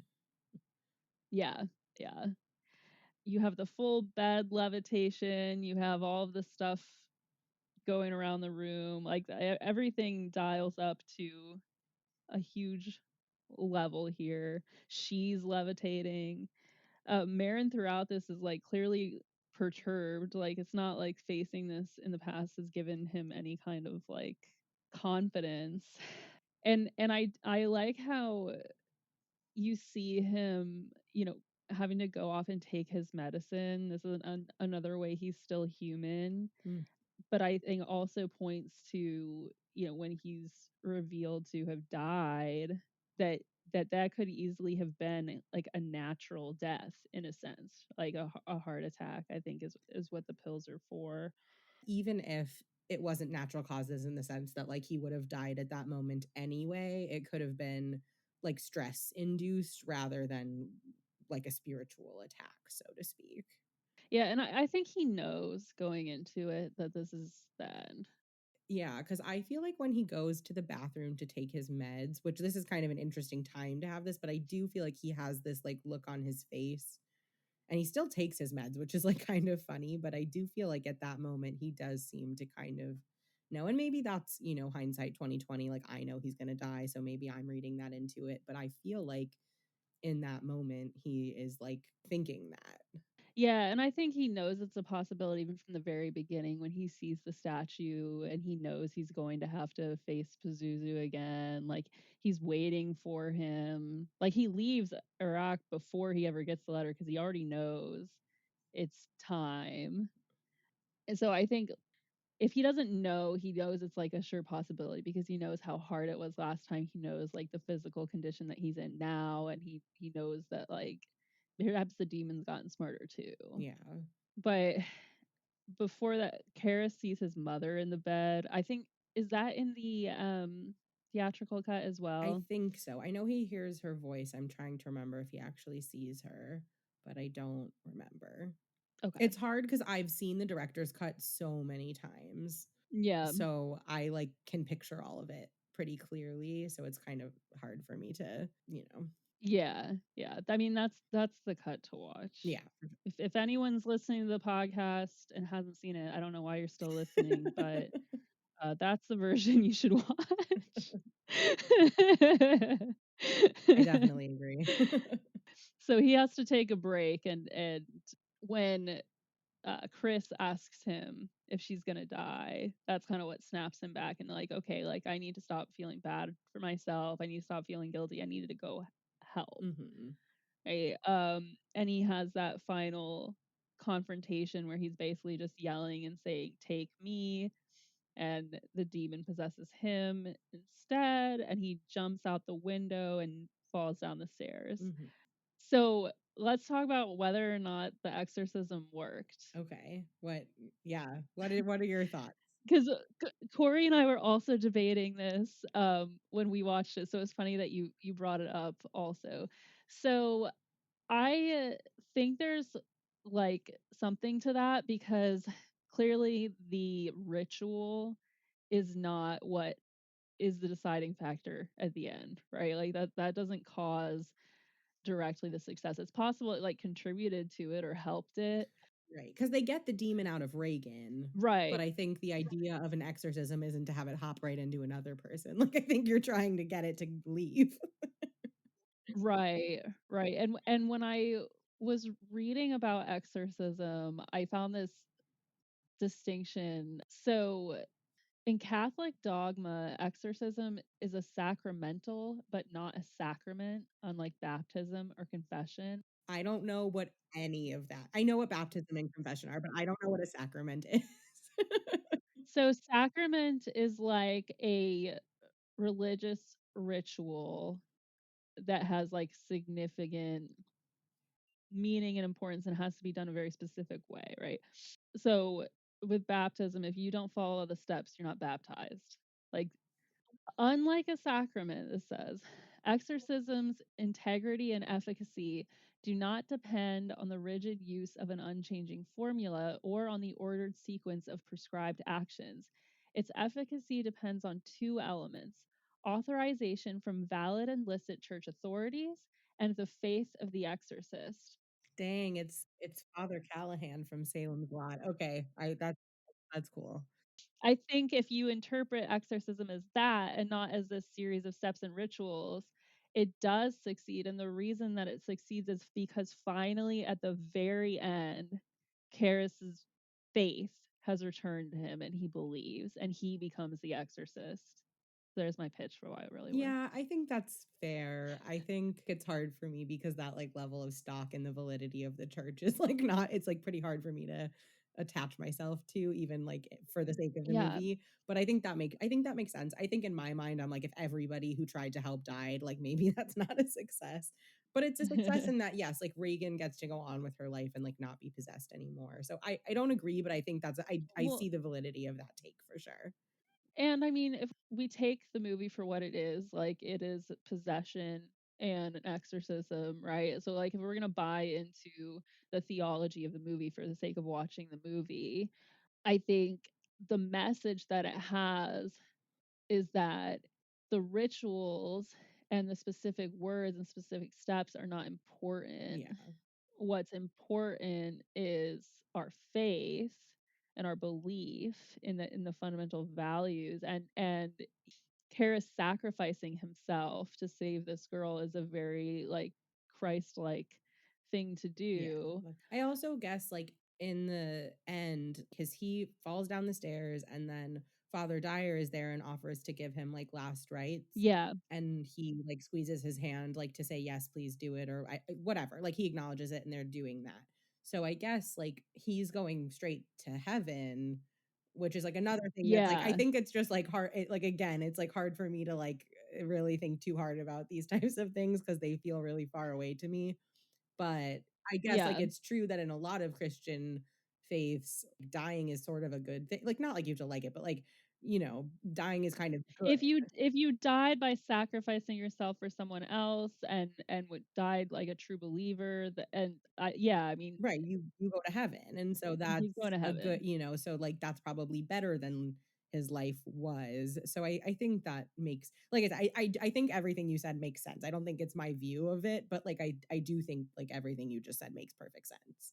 Yeah, yeah, and it's not my view on Right, life, but the but movie but I the think movie the is. movie. Yeah, I definitely see that distinction too.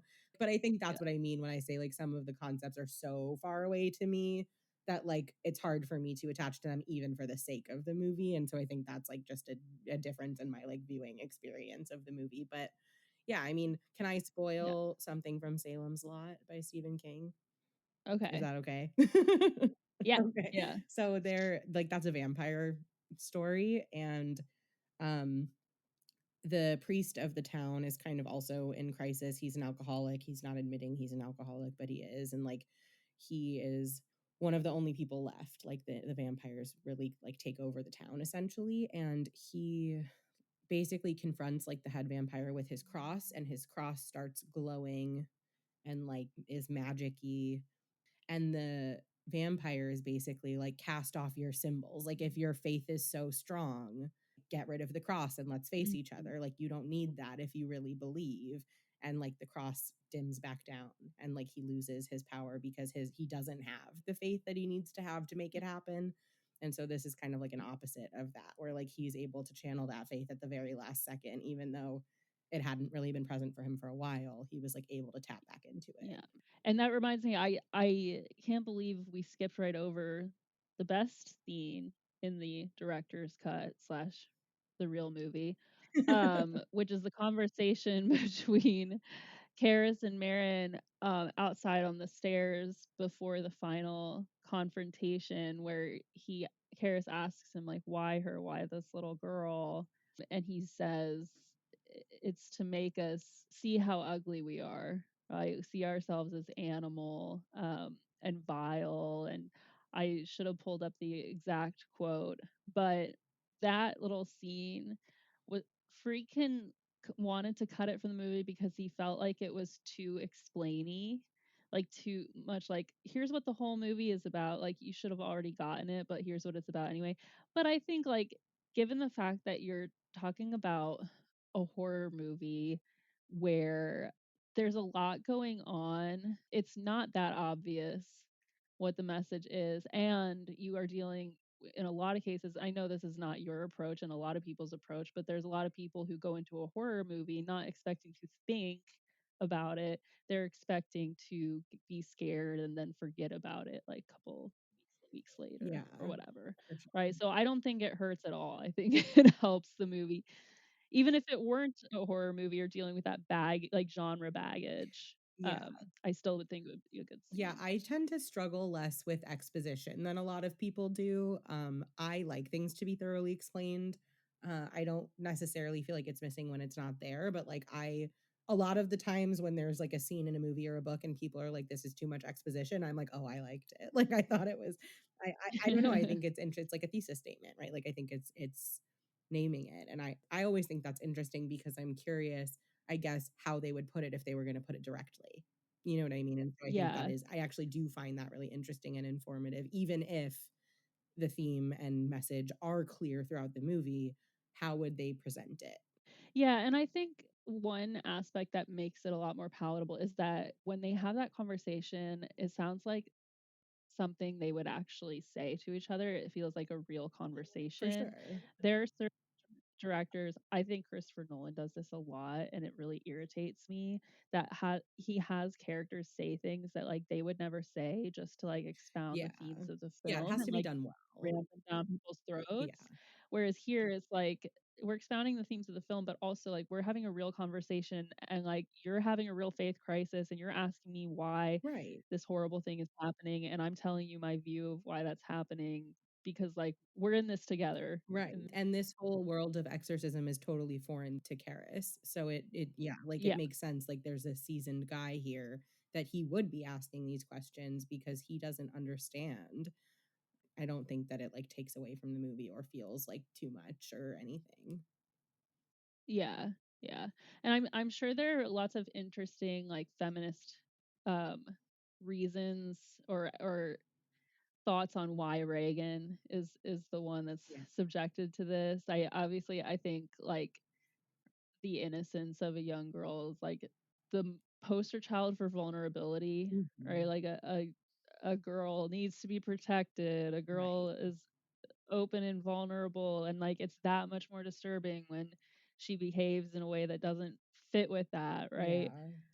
But I don't have a problem with it. I don't have a pro I think it's a I Yeah. honestly think the feminist read on it isn't like, "Oh, this is misogynistic." Like, I think it's, like, about misogyny in a way when you, like, read it that I don't know that that was the intention, right? But, like, when I'm looking at it from a feminist lens, I'm, like, looking at other people's fear. I'm not really like, "Oh, they're depicting this in, like, a gross way."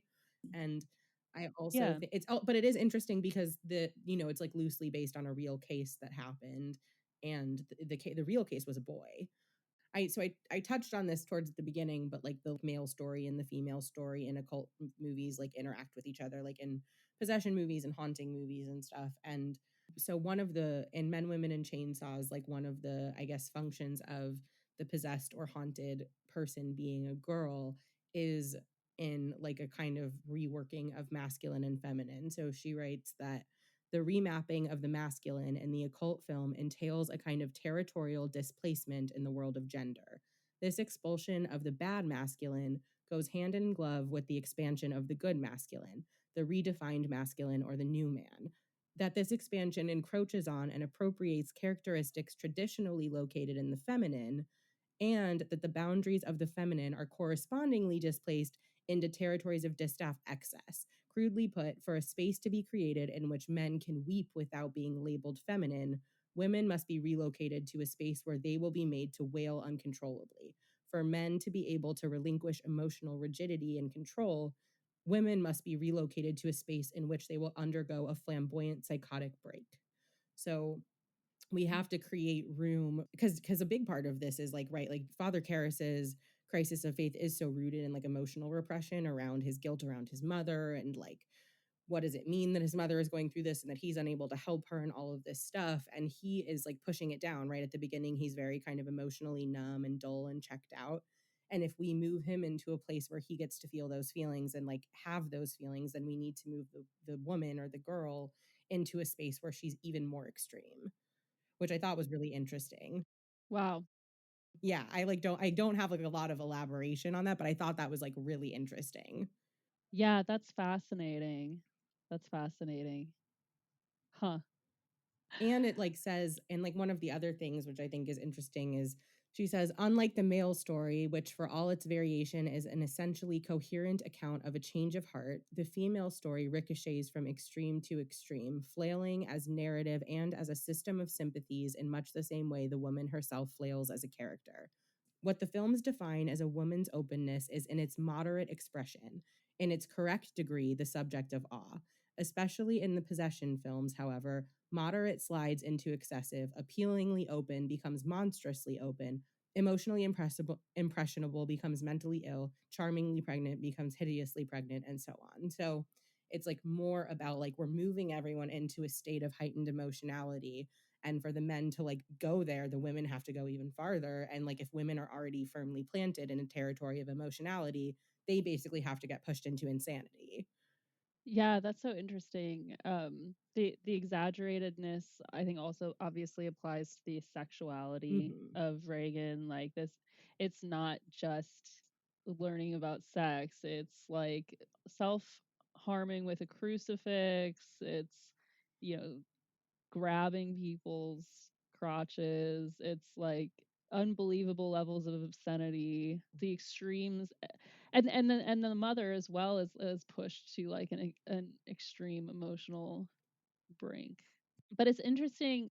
You mentioned at the beginning the home without a father, and it's interesting that basically what happens at the end is two fathers in the church come into the house to save the child and the mom. And then at the end, both of them die, and the family goes on without them. It's not like a permanent father figure coming in necessarily, unless now they're, religious and they have like God as that father figure, which is like a whole other thing.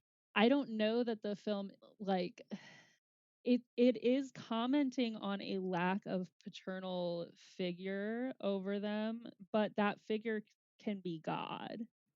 For sure. And in Monstrous Feminine, they kind of talk about like the same thing in a way, where they're like this kind of gendered thing, and like who are the fathers, who are the mothers. And she says various patterns and conflict in The Exorcist suggest that the central struggle is between men and women, the fathers and the mothers. This struggle is played out in relation to Chris McNeil and her husband, Father Damien and his mother, Father Damien and the abandoned women in the hospital, Reagan and the fathers of the church, as well as the men of the medical profession. This wider struggle is played out or concentrated in the relationship between Reagan and Father Damien, whereas Reagan as devil is powerful, Father Damien as a representative of God is weak and impotent. So that's not true at the end, right? He gets his faith back, but there's also this kind of flip flop of like, we have the masculine figure who's present is like, right, Father Karras, and then we have Reagan, and like we have grown man who should be strong, who should be powerful, who should be kind of in charge, and then we have Reagan who is not a woman, but actually a girl, right? Like a young girl who should be seen as more I don't want to, weak isn't the right word, but maybe more fragile, maybe less powerful, less decisive, right? All of these things, but they're really flip flopped in an interesting way. And so it is the male presence of the movie does come in through the church and the priests, and I would say God, like God as well. Yeah.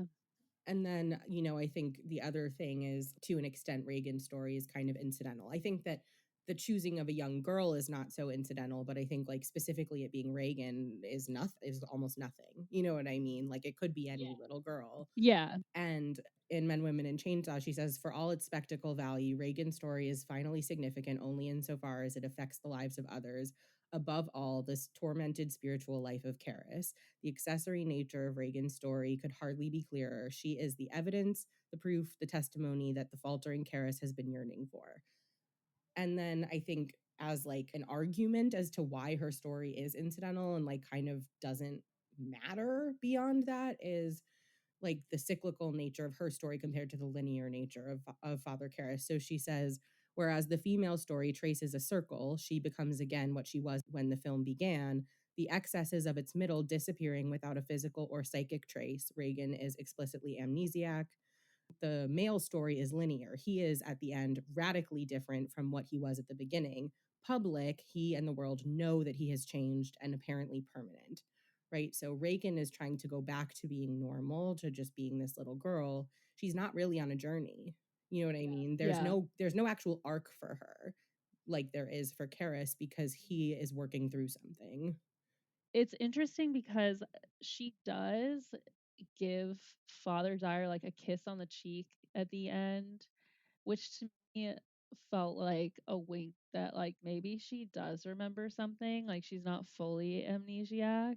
But you can also see, she's a child who's been through something extremely traumatic and is acting like everything's fine. And it's easier for the adults around her to pretend that she just doesn't remember and just assume that she doesn't remember and take her word for it that she doesn't remember than to actually like unpack her trauma and try to help her figure out and understand like what she went through. Yeah, I totally agree. And I think also like similarly, the movie is not particularly interested in the aftermath of that trauma.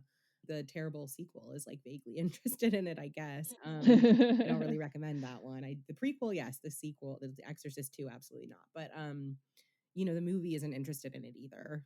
So she remembers or she Yeah. doesn't, but nobody is really interested in what was this like for Reagan and like what does this mean for Reagan, right? This is all what does it mean for Karis? And my, I guess, like summation of this is that the exorcism story, not just in this movie, I think this is true in a lot of movies. I think there are some gender variety as we get like into more modern movies. Like Exorcism of Emily Rose is an example where like there's a spiritual crisis in the lawyer for the priest rather than the priest himself. So like it's like revolving around a woman's crisis of faith, but it's the same thing where the possessed girl is essentially horror's version of a manic pixie dream girl, right? Like it's like she's incidental and she's serving to create character growth for someone else, but like is not really valuable as herself and is not really given time or attention or care. And I don't know that that's like a bad, that's like kind of fine, but it is interesting because I think you could make the argument that she's the main character, but I think you would be wrong ultimately.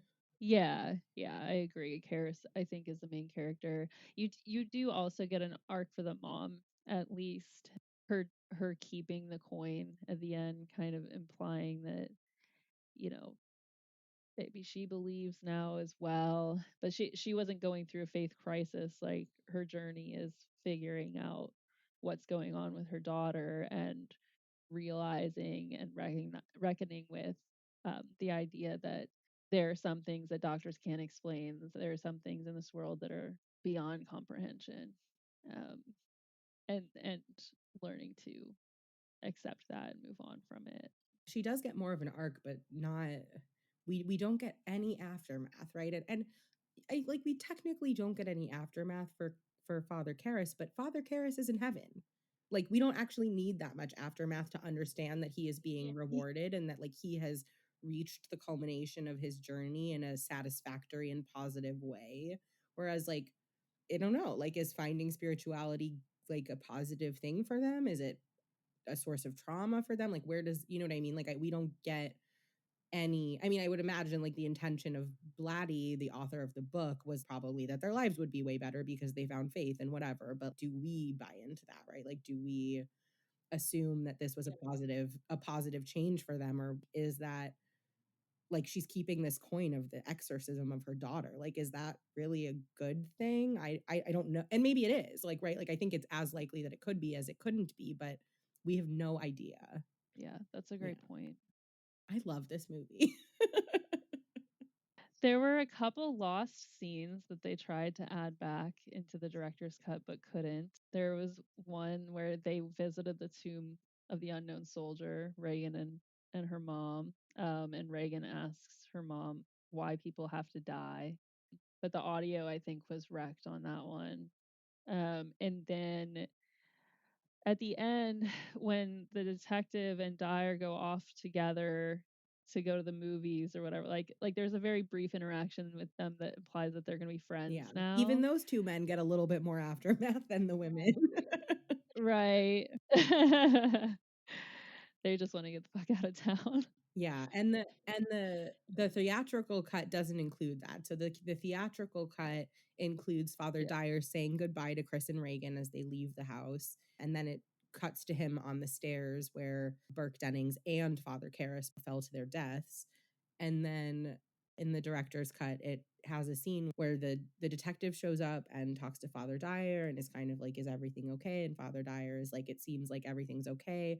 And then we get the movie, like again with the movie thing. And it seems like Yeah. Father Dyer is also like a little bit of a movie guy. So they kind of have like this bonding moment and this relationship has been formed and they go off to the movies together. Yeah, it gives the movie an uplifting ending, which is not part of the theatrical version. And there was supposed to be more to that scene as well, but that was lost. It cracks me up because I was sitting on the couch joking to Corey watching that scene, and I lean over, I'm like, this is gonna be the beginning of a beautiful friendship, Yeah, referencing that's funny. Casablanca.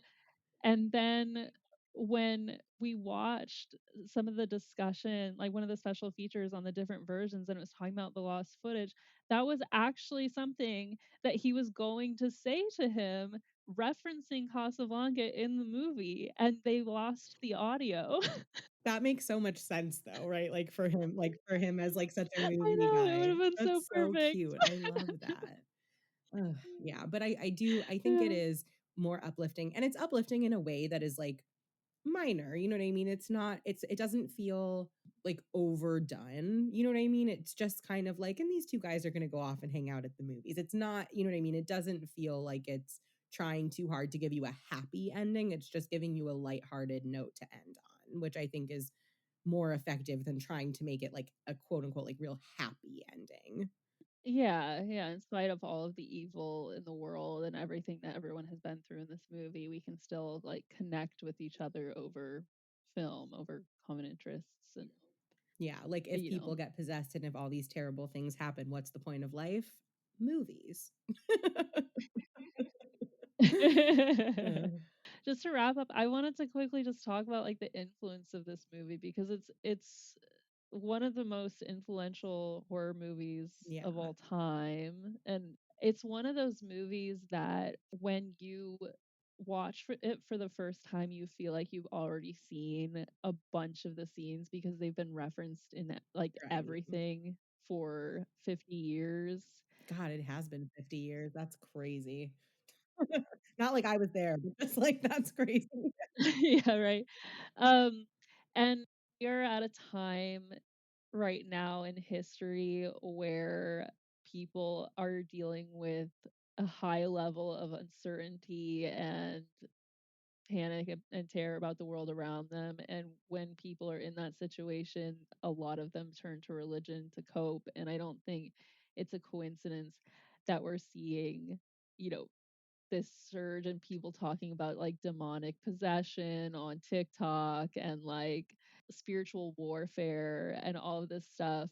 And even in all of that, you can still see the influence of this movie because the whole Labubus are actually Pazuzu thing Those people don't even know what Pazuzu is or where it came from. They're just like, "It's a demon, they rhyme."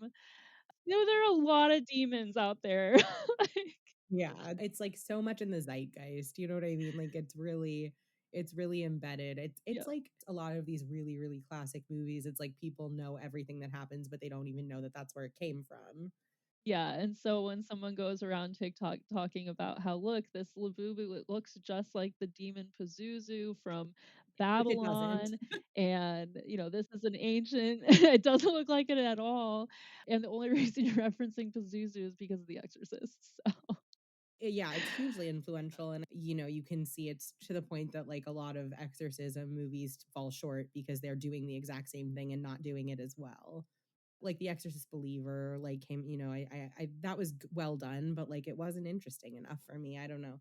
But, I know, Mike Flanagan is making a remake of The Exorcist. I think it's gonna be a show, like a mini series, and he's, like, one of my favorite directors, and I really feel like everything he does is not what I think not what I think it's gonna be. Like, I even think about, I'm rewatching Haunting of Hill House right now on Netflix, and I've read that book, and I don't know if you've read the book and saw the show, but, like, they're not doing the same thing. They're both kind of, like, about, like, mental health and hauntings as, like, an allegory for mental health, but they're in playing in very different areas of that zip code, and I'm really curious what he's gonna bring to the story. Like, I'm really curious what story he's gonna tell by way of the exorcism story because I don't think it'll be the same one, and I'm just, yeah. like, curious. I'm so excited to, like, see where that goes. Well, when that comes out, we should do a part 2 bonus Yeah. episode, compare and Yeah, contrast. I think it'll be totally different. I really which I think is good. Like, I we don't need, like, a shot for shot remake of The Exorcist. It's like when they did that with Psycho, and it's like, "Well, why?" Like, well, literally why? Right. This movie is basically perfect as it is in 2000, not Yes, true, 1972, true. 1973. But no, I think it's such an interesting concept. There's a reason, like, we keep going back to exorcism and possession as this, like, I mean, there's just so many different ways to explore it, whether you look at it from a mental health angle, you look at it from a religious angle, in general, like being controlled by something outside of yourself, right? Um, I I would definitely be interested in watching that and doing like a follow up.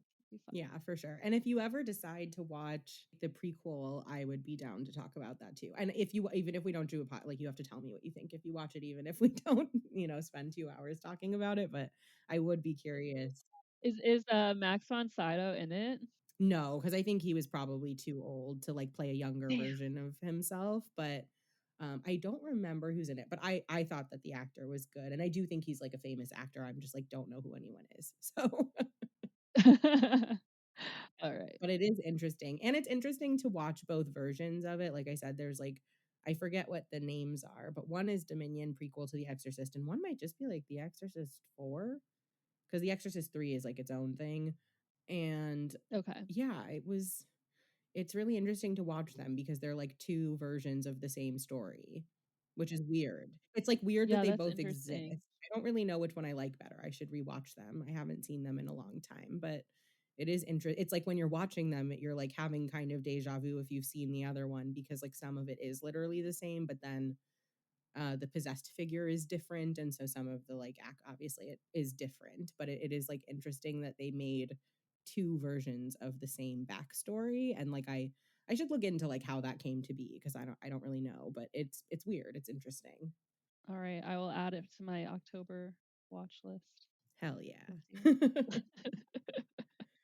One thing that I thought was interesting, like this movie kind of does lay seeds to indicate that even though we're seeing it all on screen, right? This still could be like not a real possession because people like in an exorcism are in a very emotionally intense state. Like all of the witnesses, all the participants are very emotionally intense state. So there are plenty of things they could be seeing in their own head that are not actually Yeah, there. and, like, projecting. Yeah. And I think one example of this potentially is Kara seeing his mother in the room. Like Marin comes in and he doesn't seem to see that. So that seems to be more going on in his head than actually there. And I Yeah. think that like connects up with it being like a dream sequence earlier on. Like I said earlier, we get the crucifix under the pillow of Reagan, who was put there by someone in the house. So she could have like found out about demons from someone in the house. There is the version presented by the medical board of why an exorcism might work. I think the book, ironically, is even more kind of unclear because it's not very specific about what actually happens during the exorcism, from my understanding, like up in the room. Like it doesn't have a ton of details. Yeah, The Exorcism is a really I read it a long time ago. I don't think it's actually that ambiguous per se, but it is less focused on the actual exorcism. I Okay. read it a really long it's funny because like I remember liking it, but I kind of don't think I would like it if I read it today. You'd see more like the propaganda aspect of it. Yeah. Yeah, I think I read it when I was like 14 or something. So I think I would Fair. feel differently about it today, probably. And I think just like with how much I love the movie, I don't think it's common for a movie to be better than a book, but I do think it happens at times. And I would say, speaking like of the director's cut for sure, but like I do think the director's cut is probably better than the book. I do think it's cool that a writer who set out to make something as effectively Catholic propaganda and picked a director who was an Oscar winning documentary filmmaker to make it as real as possible, still managed to make a movie that resonates with people that have no interest in Catholicism before or after the movie. That's kind of miraculous. It's like it might not have sold them on Catholicism, but I think it sold people on the concept of like good versus evil. Yeah, yeah, and that's universal. Totally.